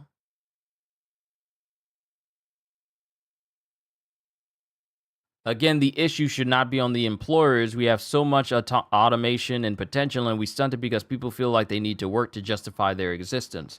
See, that's another thing that has become something that has permeated throughout society as well, is that you got to be working every minute of every day. If you are not working in every minute of every day, then you're not truly living. You're not truly doing what you need to do to survive as a grown person or anything like that. Like even for me, people look at what I do as a joke. They don't consider it a real job at all. They think me playing games for you guys and doing streams is literally nothing. Even though I get paid to do this. I get paid to do this, whether it's through the revenue of my videos and streams that I do, or my shorts, which I've been doing very good lately, or through the super chats and super things and even being members that I do. Anything that I make from that, apparently it's not a real job. And people will make like subtle jabs at it. They don't think I notice, but I know I notice, but I don't pay attention to it because I'm doing what I love. This is a job. This is a career that I'm enjoying. But people will look at this and go like, that's not a real job at all. So what? I'm supposed to work a 9 to 5 in order to justify that I am getting paid? Just to make you feel secure that the life choice that I have chosen is in fact an actual job.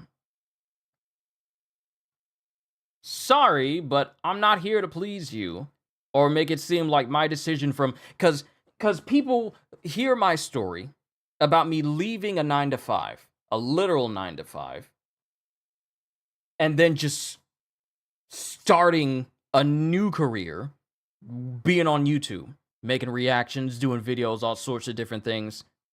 And they think like, well, how do you get paid? How does that work? Revenue that I make through my videos and super chats and super thanks and all that. And I explain it all to them, and so like, oh, okay.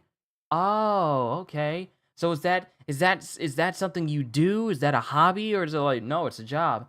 Oh, and in the back of my mind, I'm looking at them like, you don't think that I actually work. You think I'm just chilling at the house, doing nothing all day. Just get up on stream and that's it.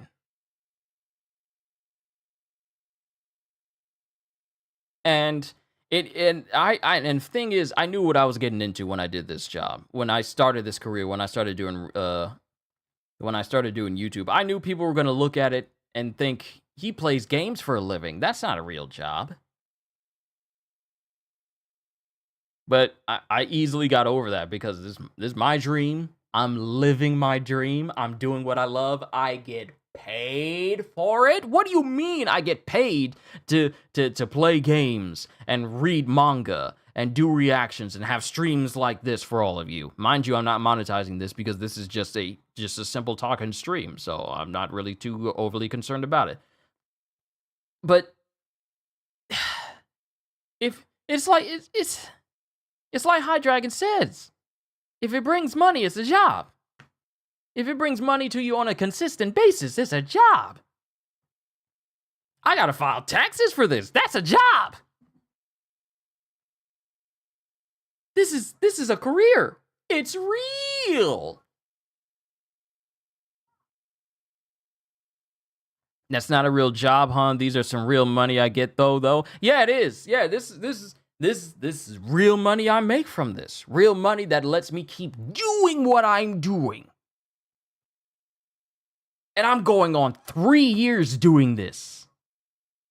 And it's only getting better. It's only getting better. By the way, Qushu, your manager is the IRS. No, it isn't, because I take care of my taxes and I don't have no problem out of them, and I don't have to worry or speak to them for at least the next. I don't have to see them again until next year. I don't have to see them again until next year. Hey, you file your taxes? Yes. Okay. See you next year. And we never have to talk again. That's the best type of general manager. You doing a good job? Yes. Okay. See you later. It's literally that. There's always let's see, I blow my back out every day, so my opinion is better than yours, has the same energy as I did the most damage in the raid, so you guys should listen to me. It's so stupid. There's always an idiot talking like that. Always. The difference is that you enjoy doing yours. They don't. Exactly. I wasn't enjoying myself at Best Buy. I wasn't enjoying myself at Home Goods. I certainly wasn't enjoying myself at Harris Teeter, but I'm enjoying this. I wake up thankful that I get to do this almost every single day, with a break on Wednesdays. I love this. This is where my talents lie. We need to get off taxes. No, we ain't talking about taxes. No, we're done talking about taxes. We ain't talking about taxes. This is supposed to be a feel-good stream where we're just chatting and chilling with each other and enjoying each other's companies. Not talk about taxes. No, because that's a whole nother conversation all by itself. But no, we ain't talking about taxes. I am happy with what I do. My family is proud to say that they got a YouTuber son. My sisters are proud to say that they got a YouTuber brother. I've been getting, and let me say this. See, y'all, hope the stream goes well. Well, thank you, High Dragon. Y'all want to see another kitty? Keep going. But this channel has brought so many great things to me as a whole. Like, I was in an eBay commercial for eBay a while back, and that prompted something. Like, what do you mean this commercial that for eBay I was in was international, and everyone all over the world saw me, and everyone from my church saw me, and everyone from Home Goods saw me? Like, what do you mean? Oh no, you're gonna be all over. Okay, that's one thing. Then, since I'm a moderator for one of the games for WB, we got sent in a whole bunch of different goodies and stuff. Like, I got hoodies and shirts and all sorts of things from WB. And then I've been talking, well, actually, you know what? I'm going to hold off until they actually send it to me, and I'll let you guys know later. Because I'm still waiting to hear back from them. But it's just this position, this job that I've been given has put so many great things, so many great opportunities in front of me that this was way better than me just working at a retail job where I wasn't going anywhere and I didn't like it. I'm thankful to do what I want to do now. This is a great job because I get to do everything that I would do in the house or on my other jobs, but I get paid for it. I would be doing voices at my old previous jobs, and they liked that, and they said, yeah, you need to make that into a career. And that's literally half of what I do here on this channel. Voice acting and doing dramatic readings for different stories all the time. It's literally what I get paid to do. I love games. I love playing video games, and I also love doing streaming where we get to talk about games, talk about the gaming industry as a whole and all the new things coming out, and just a bevy of different ways for people to be entertained while they're here. This is a great job. This is a great opportunity for me to do what I like to do and make it into something that can sustain me. Bringing in several figures and whatnot. It's great. So like I said, people sometimes looked at what I did and didn't take it seriously. Meanwhile, still getting paid regardless if they consider it a real job or not. So I'm just grateful. I'm grateful. And the only person I really have to answer to is me. I'm the one who makes my schedules. I ain't get to worry about waiting on an editor because I'm the editor. So many opportunities for freedom. Freedom! I love this job. I love talking to all of you, having these sessions where we just get to air out our grievances or annoyances and we get to talk to each other. I love these opportunities. I feel like it's a shame. I feel like it's a real shame that adults can't agree to disagree. You agree, or you're on the pack out list because you are this and that. I it really just comes down to how you approach a conversation. You can't be loud and boisterous. You can't just shout your lungs out and expect to reach a meaningful conclusion because all it's going to do, pardon, is just lead to more yelling, and then a meaningful conclusion won't be reached. You'll probably walk away from the conversation, but the conversation would still be boiling. Animosity would still be simmering. I feel like if we just took the time to just speak without raising our voices too loud, so many different situations could be resolved without worry, without bloodshed, all sorts of different things. But yeah, that's getting off. That's getting off on another thing entirely. But what was the other thing that we were supposed to be talking about? We talked about the fast food industry. We talked about being an employee at different stores and whatnot. Kitty talking about her time at the Waffle House. I am so glad you're not there anymore. It is such an honor to have a kitty who is not currently going through Waffle House, because I imagine you would have plenty of stories to tell us when you would get off shift if Discord was a thing while you were working there. So I am so grateful that you're out of that environment, because there's nothing worse. There's nothing worse than I just lost my train of thought. There's nothing worse. That's an in real life PvP server. Yeah, Waffle House is literally a battle arena from Elden Ring. You don't know when the fighting's going to start, but it's going to start at some point. Just give it time. But there's nothing worse than working at a job that is just got you completely spent and you're just desiring to get out. But you got to stay there because it's currently the only place that's helping sustain you at the moment. So I'm grateful that you are in a comfortable place in your life, especially after everything that happened last year. I am so grateful that you are able to enjoy time with your family. Like all the vacations that you and your family go on, I'm so grateful that you get to enjoy all of that with your kids and your husband. I'm just grateful. Sure, there have been some dark days, but there are so many bright days, and you literally brighten up this server on my Discord server with your pictures of your time you go rock climbing and all the beautiful landscapes you show. It's just this is this is freedom. This is what I'm talking about. Being able to enjoy life the way that you want. Sure, it may have its bumps and hurdles, but you're still enjoying it. And I'm grateful I get to share that moment, and you get to share it with us, with everyone. It's wonderful.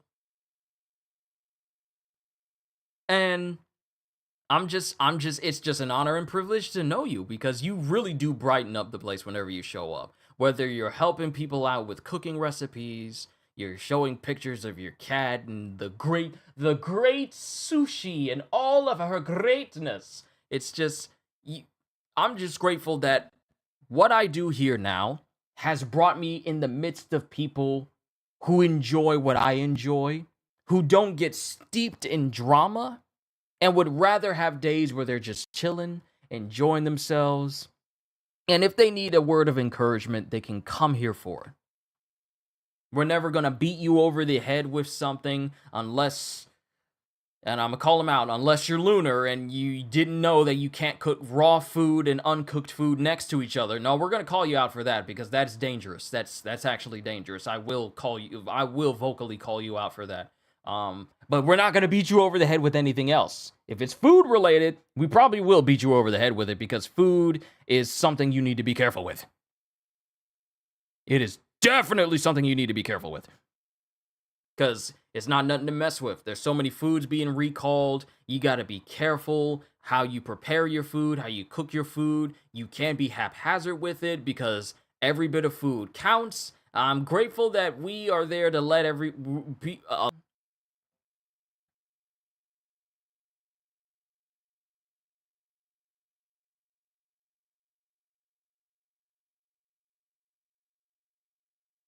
I was in the middle of something. Yeah, I know what it is. I got to restart my computer. Yeah, you can't be haphazard with it. You got to be careful with all your food. I'm glad we're not the type of people who nag. Like, we'll get on you if you're doing something dangerous, but we don't nag to the point of it's annoying to talk to us. I'm glad.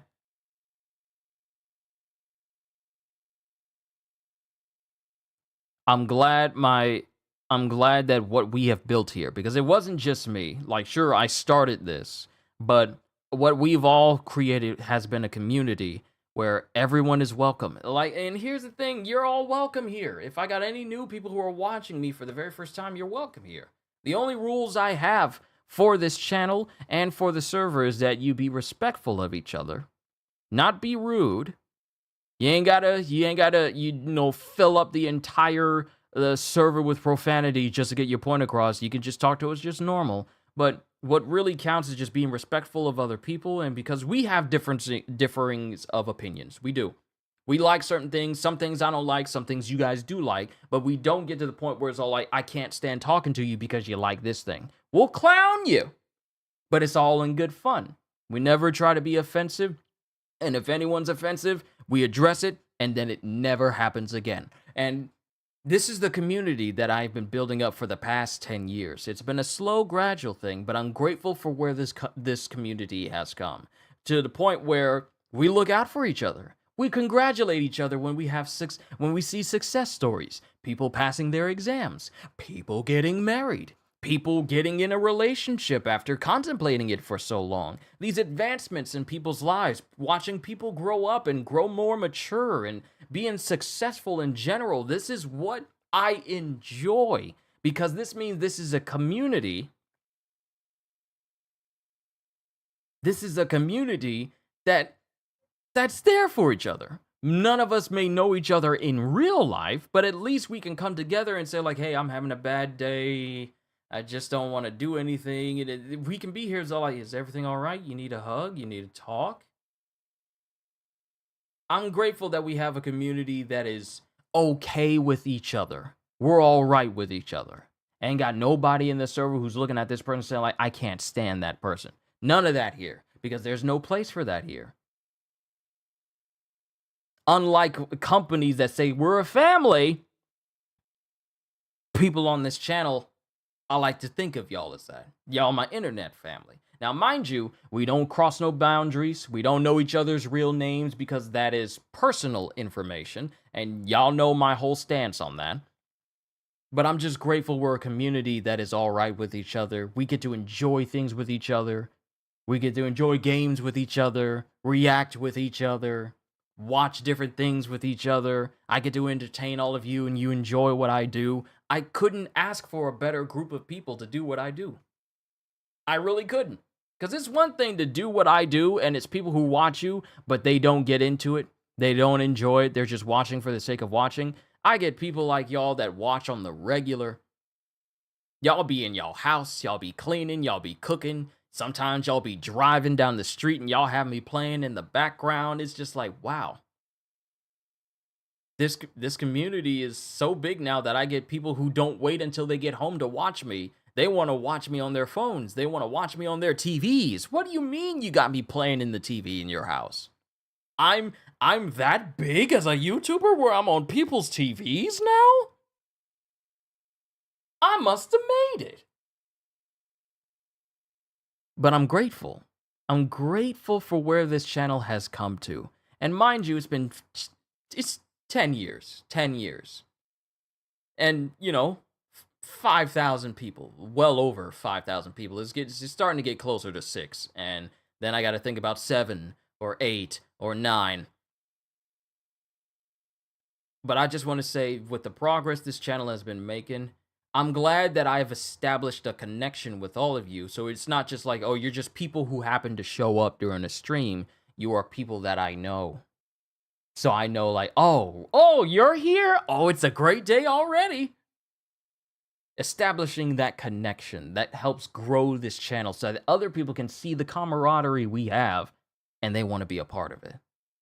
That's what I've been working on for this channel as a whole. And I just want to say thank you, everyone, for helping make that a reality. I'm honored and proud to be a part of this community. It's really like a family. And like you said, we got everybody's backs or kids coming in. Exactly. We protect them kids. All right. Kids come in here and they don't know any better.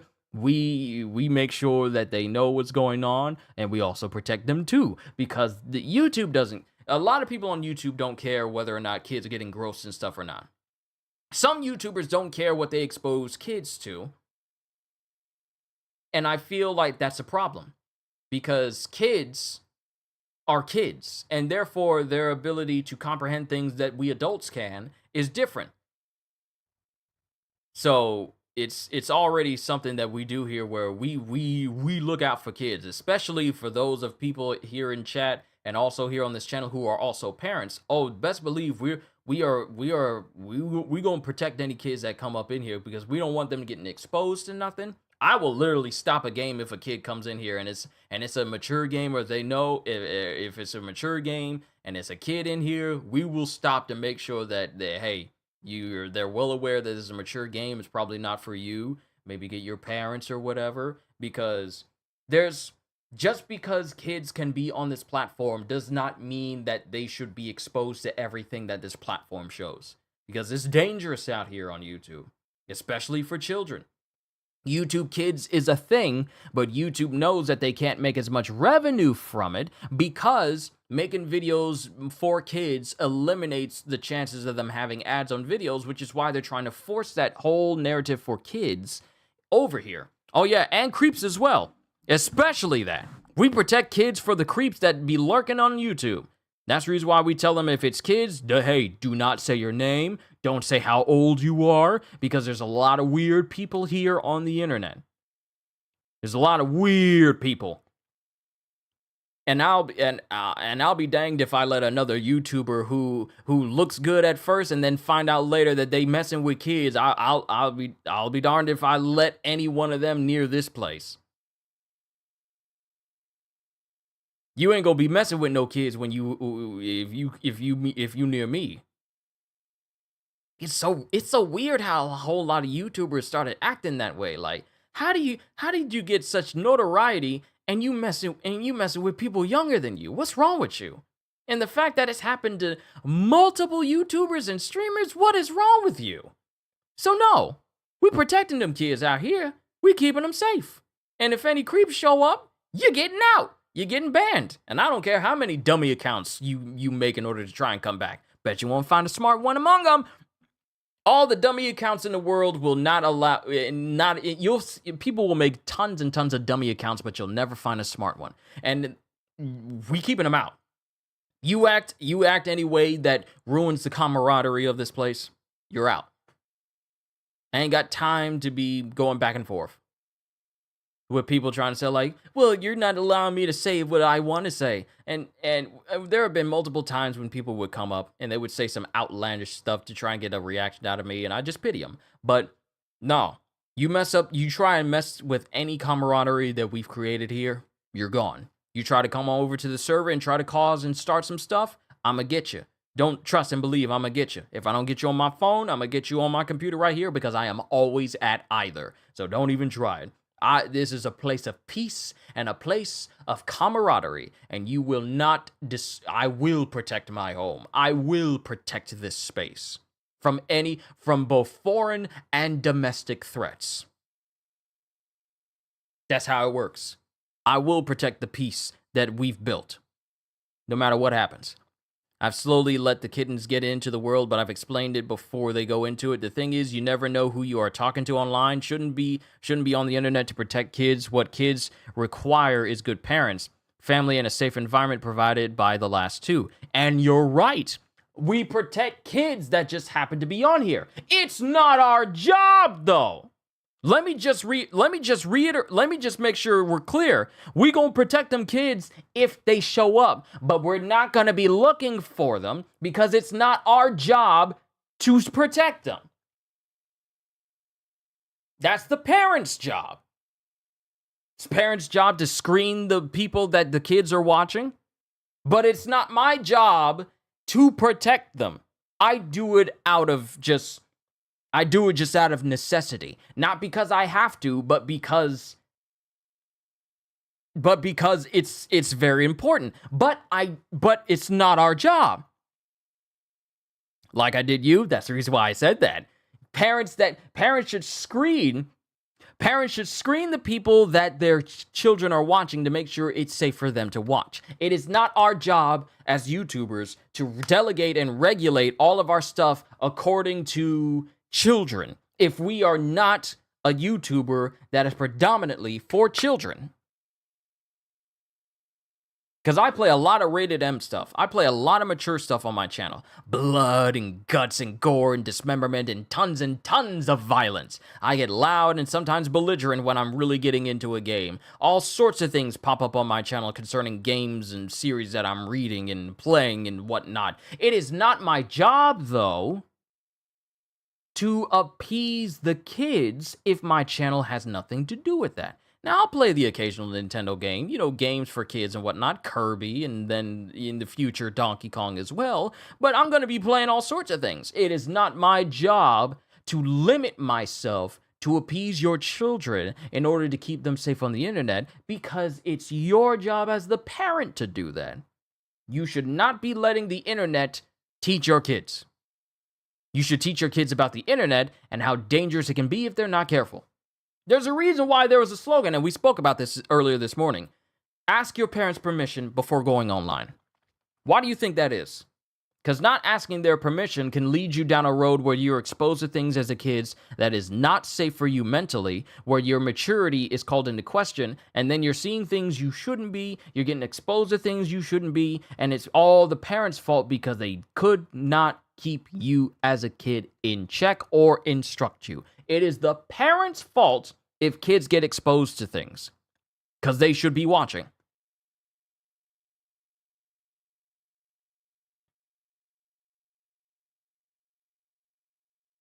If someone is being an idiot online and I yell at them for being stupid and that stupid individual turns out to be a kid, the parents deserve to be yelled at also. I mean, you're not wrong, because the kid is on there because their parents allowed them to be on there. My kittens know their rules. They also know the consequences of the goof. And that's a good parent. Parents nowadays, quite a few of them, not all of them. When I was growing up, it was yes, ma'am, no, ma'am. Yes, sir, no, sir. Don't talk back, otherwise you get a whooping. Don't be disobedient, otherwise you get a whooping. There was repercussions for my actions when I went against my parents as a kid. I got whoopings. I was raised on whoopings. Whether it was a ruler, the wooden ruler with like the metal in the middle to make sure it was extra stable. It was either by a ruler on the hand or maybe a ruler in the leg, or if it was a belt. And depending on the parent, my mom growing up, she was the person with the, yay, D-Train, good to see you. My mom growing up, when she gave us whoopings, she had the speed. And the fact is, if she got you across the back with the belt, you felt the sting immediately, but then the pain didn't come until a second afterwards because it was all like, pap, pap, pap, pap. She was the fast one. My dad was the heavy-handed one. He would breathe in before each swing. That would carry the message home that you don't need to do this ever again. And sometimes he would speak in between each swings. Didn't I tell you not to do that? And it would just hammer it home because you would remember those words. However, apparently in today's society, whoopings is frowned upon because it seems like kids are gotten older and now they're all trying to sue their parents for whoopings. And I'm like, I could never do that. Do you realize if I tried to sue my parents for giving me whoopings, they'd give me a whooping for suing them for giving me whoopings? It ain't like you ain't still in the same house. You still in the same house after you sued them. So until it's time for the court case to come up, you getting a whooping. What you mean? What you mean you gonna sue your parents because they gave you a beating?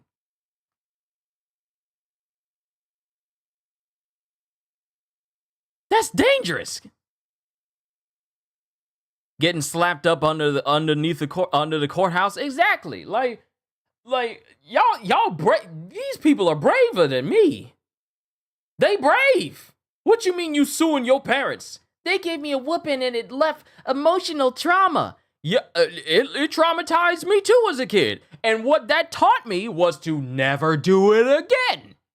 That's what it taught me. It didn't teach me to hit other people because I have never struck another person. My parents told me that when I was a kid, I beat up like 3 other kids who were messing with me when I was young, and they were older than me, and I beat all 3 of them up. But I don't remember it. But they pretty much told me that I don't remember it because I blacked out and I beat them all up. I just blacked out and I beat them all up. I don't remember it, but my mom and dad keep telling me that that's what happened and I beat up other kids. Never laid my hands on another person. Never beat up another person. Never. Me getting whoopings has not encouraged me to strike at other individuals who bothered me. I've never had the desire to strike another person because what I grew up in, and this has been ingrained in my mind ever since I was a child, is I don't like to see my parents disappointed.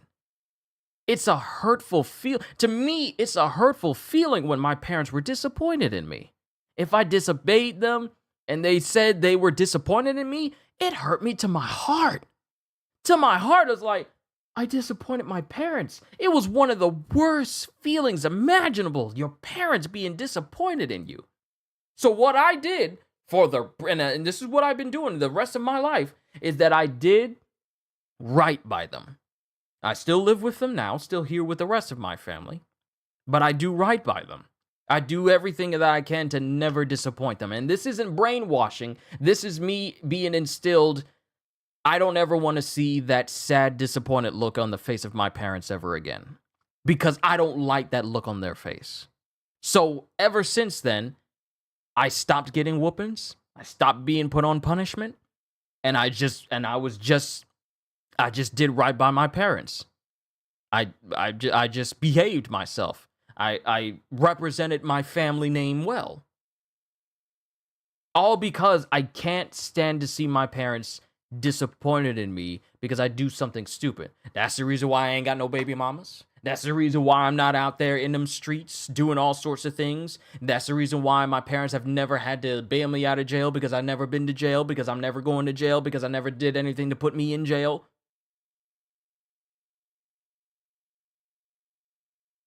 I don't want to. I do it because there's nothing worse than the people you care about being disappointed in you. So as a young kid, I endeavored to never put my parents through that again. The emotional turmoil, the parent-teacher conferences, just in case I got in trouble at school. I never wanted to put my parents through that again.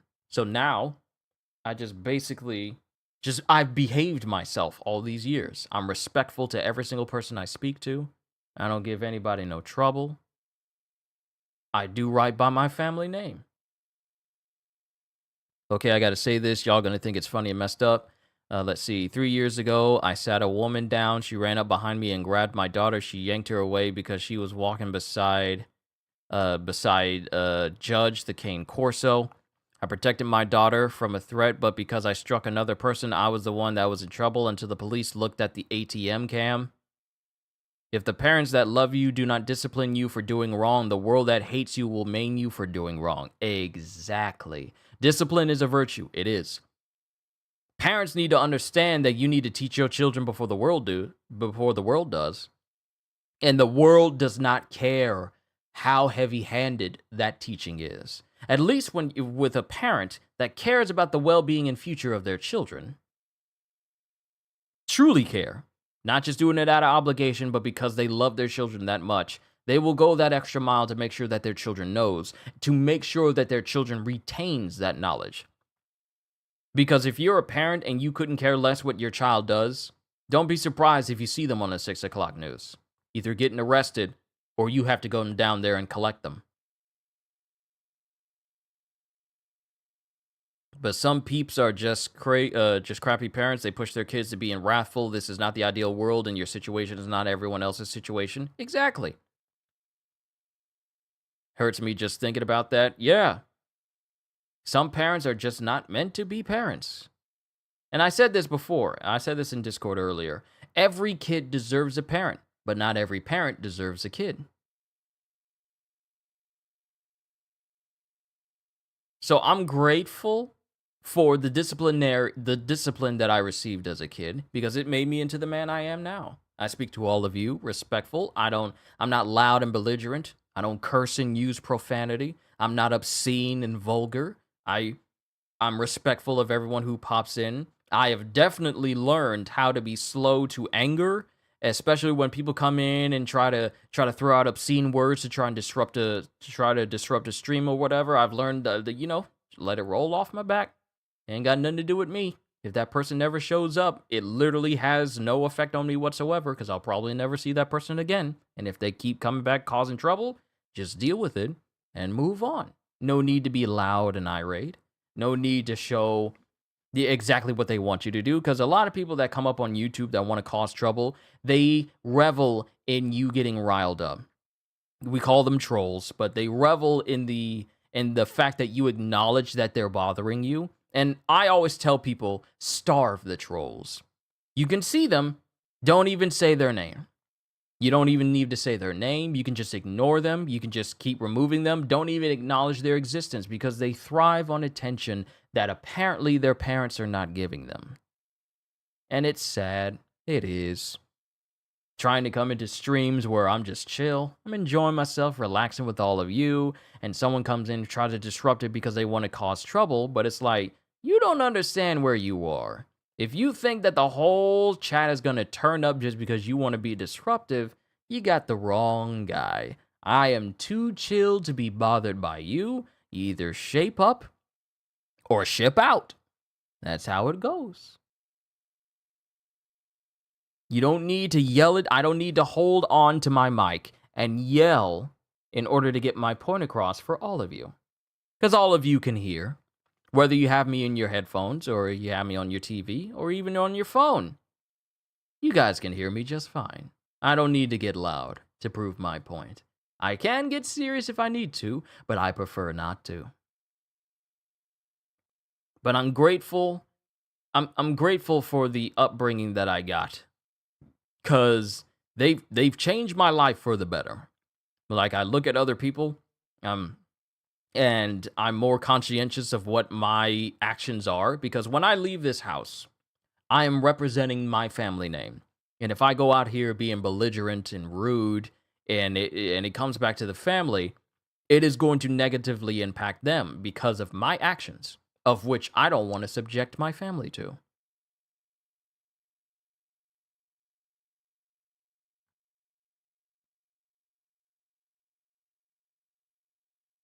So yeah, that's just like I wouldn't be the man I am today had it not been for my family being, you know, adamant about my upbringing and about how I'm supposed to treat other people.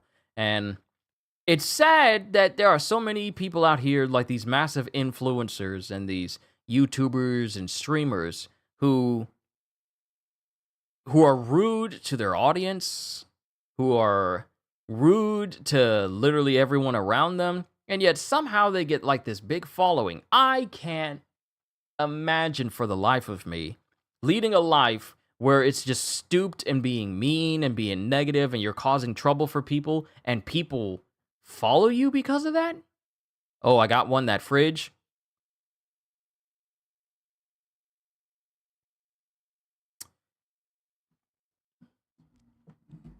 The fridge, huh? All right, give me a sec. Give me a sec. Give me a sec. Starting something now. You're already starting something. Give me a hot second. Let me find that video. Let me find it.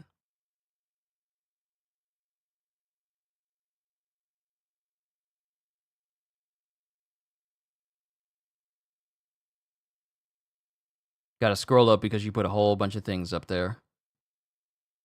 A lot of good food. There we go.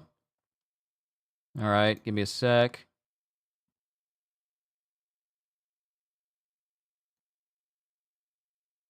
All right, let me just have the video up. Do do do do do do do do do do. We're gonna talk about this. We're gonna talk about this. We're gonna talk about this. Kitty, Kitty, we need to talk about this. Where are my headphones? Got my headphones. We need to talk about this.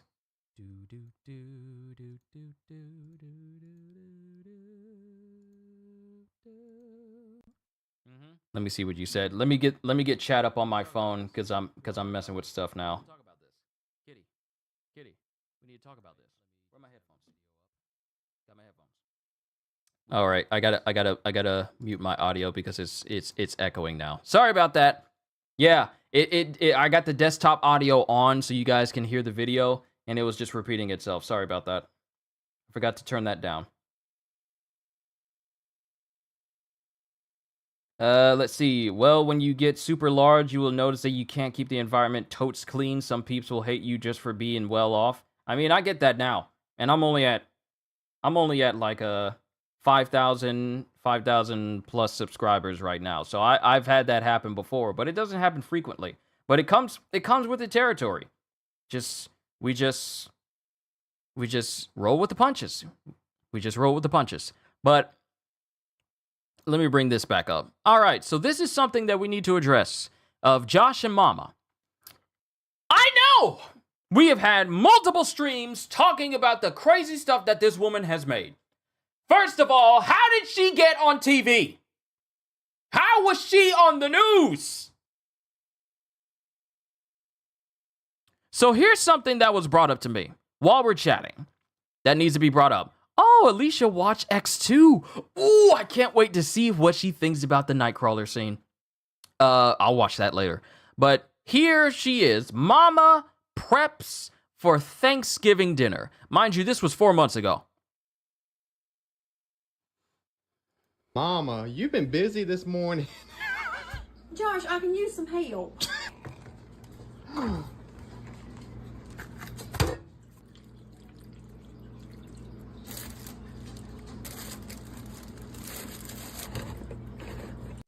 I got a question. Why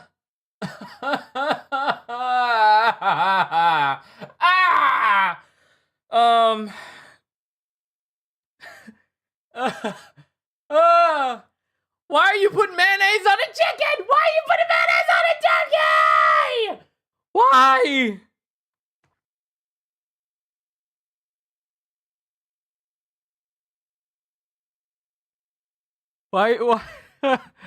Why are you putting mayonnaise on the turkey? Who puts mayonnaise on a turkey?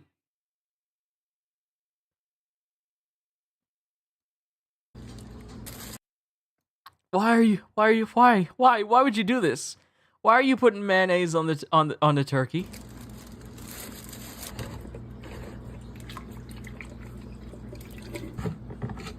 I don't like how those stream beans sound coming out of the can. I don't know if it's her, but something about those stream beans coming out of the can just don't sound good to me. Maybe it's because I've seen way too much of her cooking, but part of me is all like, I don't like how it sounds with you. See, with stream beans, we literally just had stream beans and chicken, mesquite chicken with Sweet Baby Ray's on it, and some Mexican street corn last night. We had that last night, and I can tell how stream beans sound coming out of the cup. But why is it in such high definition? You hear like the sounds of the stream beans coming out, and you're just putting the potatoes, just sitting them on top. You're not mixing them in. You're not chopping them up. You're not dicing them. You're just leaving them as is. It's already in the syrup, so we don't have to do nothing to these. And you're leaving! You're leaving! Ah! Ah! You're leaving the yams in the same juices from the cup. You're not supposed to do that. You're supposed to drain them and then put it...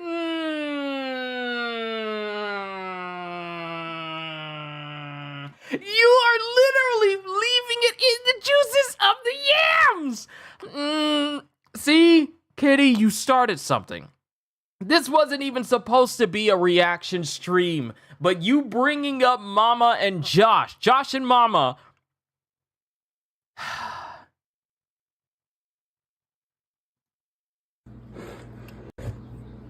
It's already in the syrup, so we don't have to do nothing to these. What is that? What are those? What are you pouring on the yams? What are that? What is that? Pecans?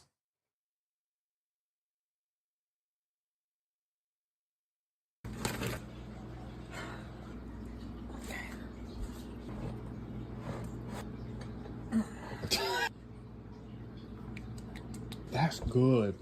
Does it need some more cheese? I mean, I wouldn't be mad at more cheese, actually. Bread, which I can cut tomorrow while everything's cooking, and I'll make the deviled eggs and everything And else. then everybody else is bringing. Right there! Right there! Right there!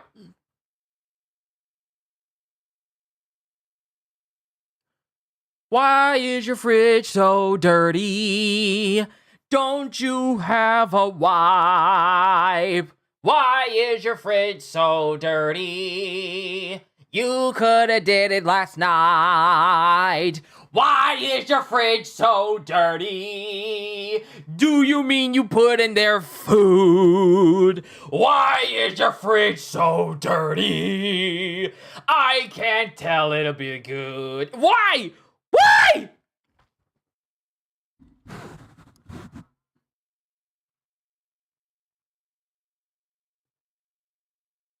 He almost knocked over the mic. I did. I almost did. I had to readjust it. What is that at the bottom of your fridge? Huh? All that dirt in there. There should be no dirt in your fridge. That is a sleeping bag of bacteria. Why would you? I know she thinks she means well, but your fridge that you keep food in should be clean. I don't care if this is out in your garage or wherever. That's not dirt. That's black mo.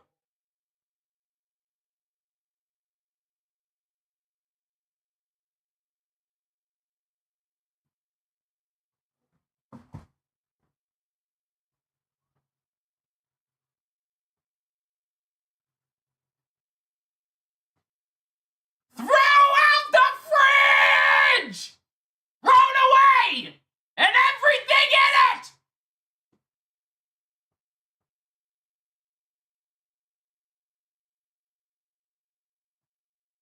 You don't deserve food!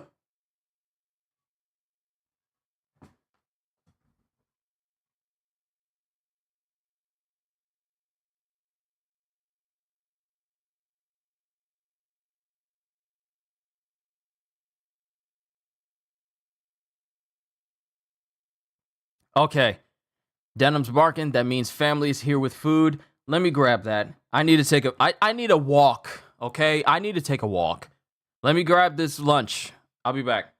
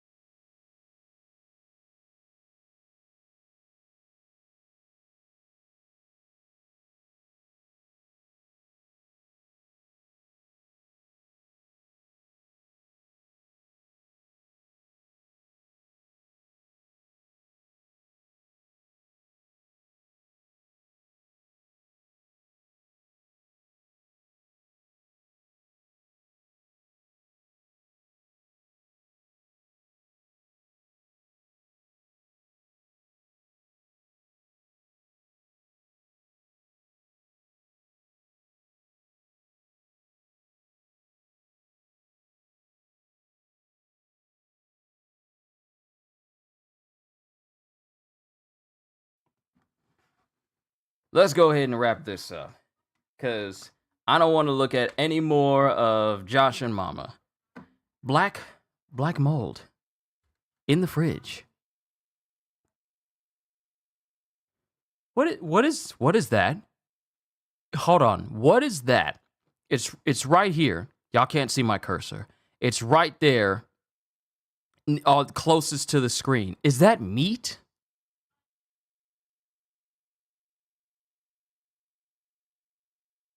Is that meat?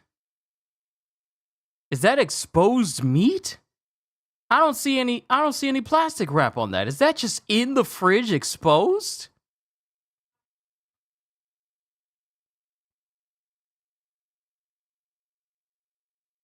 Is that exposed meat in the fridge? Something different. Yeah.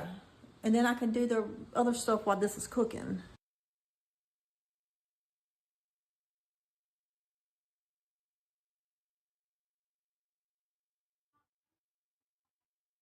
What was that exposed meat in the fridge? Let's bring something different. I can't tell. Is that wrapped? Is that wrapped up? I can't tell if that's wrapped up. No, I'm done. I'm done.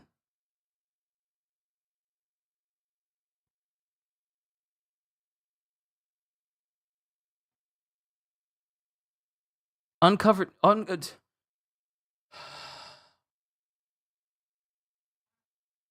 had a feeling that the meat was uncovered. I had a feeling the meat was uncovered. Mm-mm.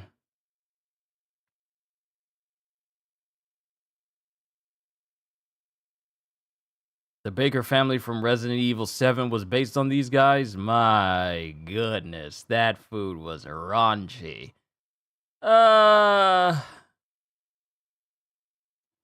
Hold on. And I'm supposed to be eating. I got my food here.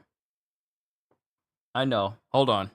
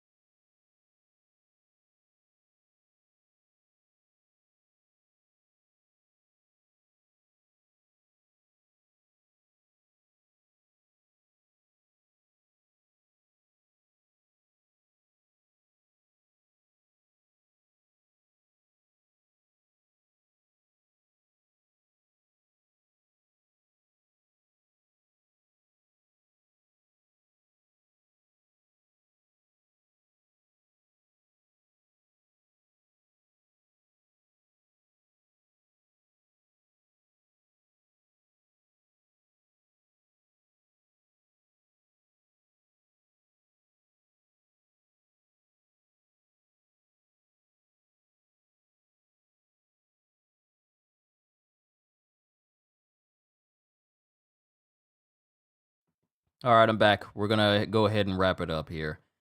What else did she make? Oh no, the peanut butter and jelly cake. The peanut butter and jelly cake. Wilted lettuce salad. Mayonnaise dinner. Mayonnaise dinner rolls? Impossible. Hold on. Shorts. Mayonnaise dinner rolls?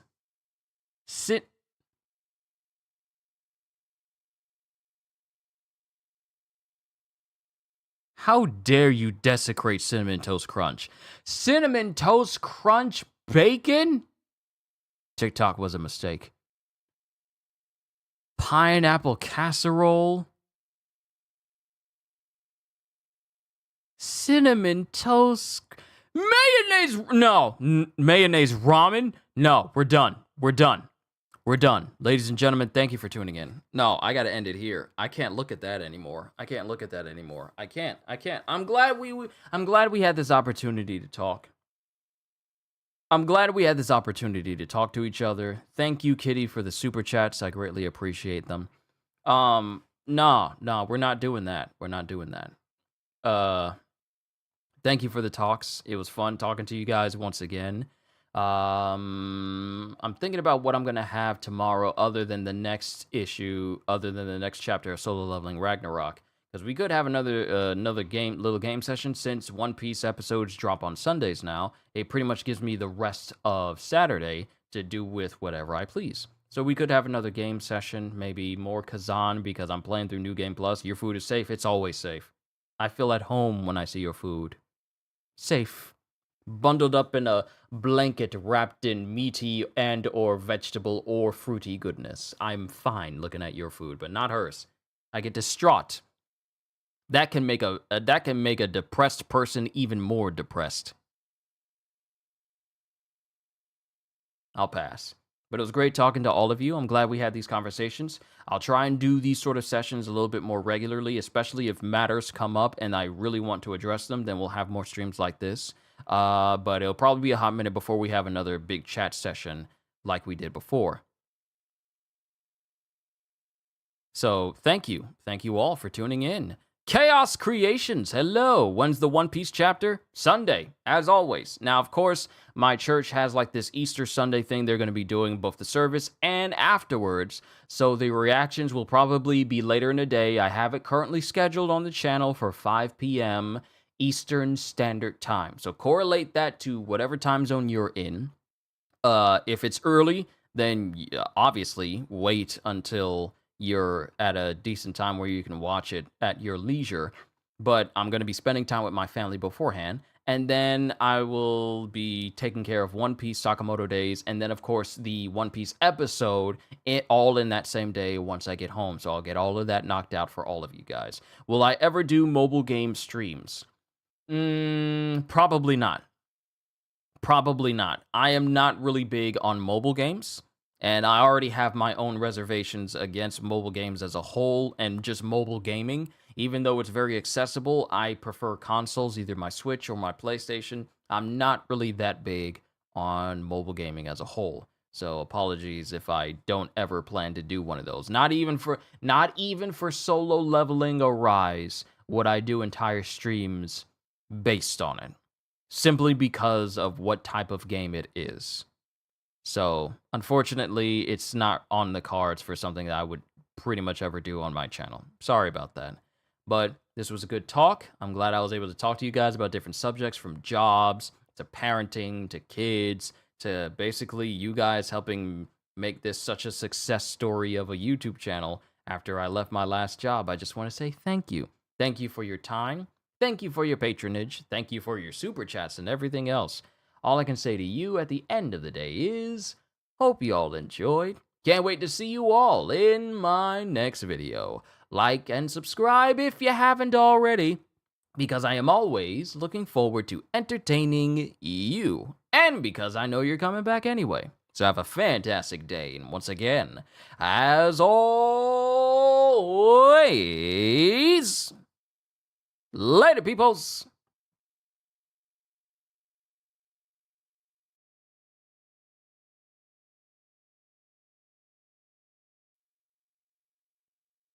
At the last second, Designs coming in with a be happy and be healthy. Take care, take care. Thank you, Designs! Woo! Thank you!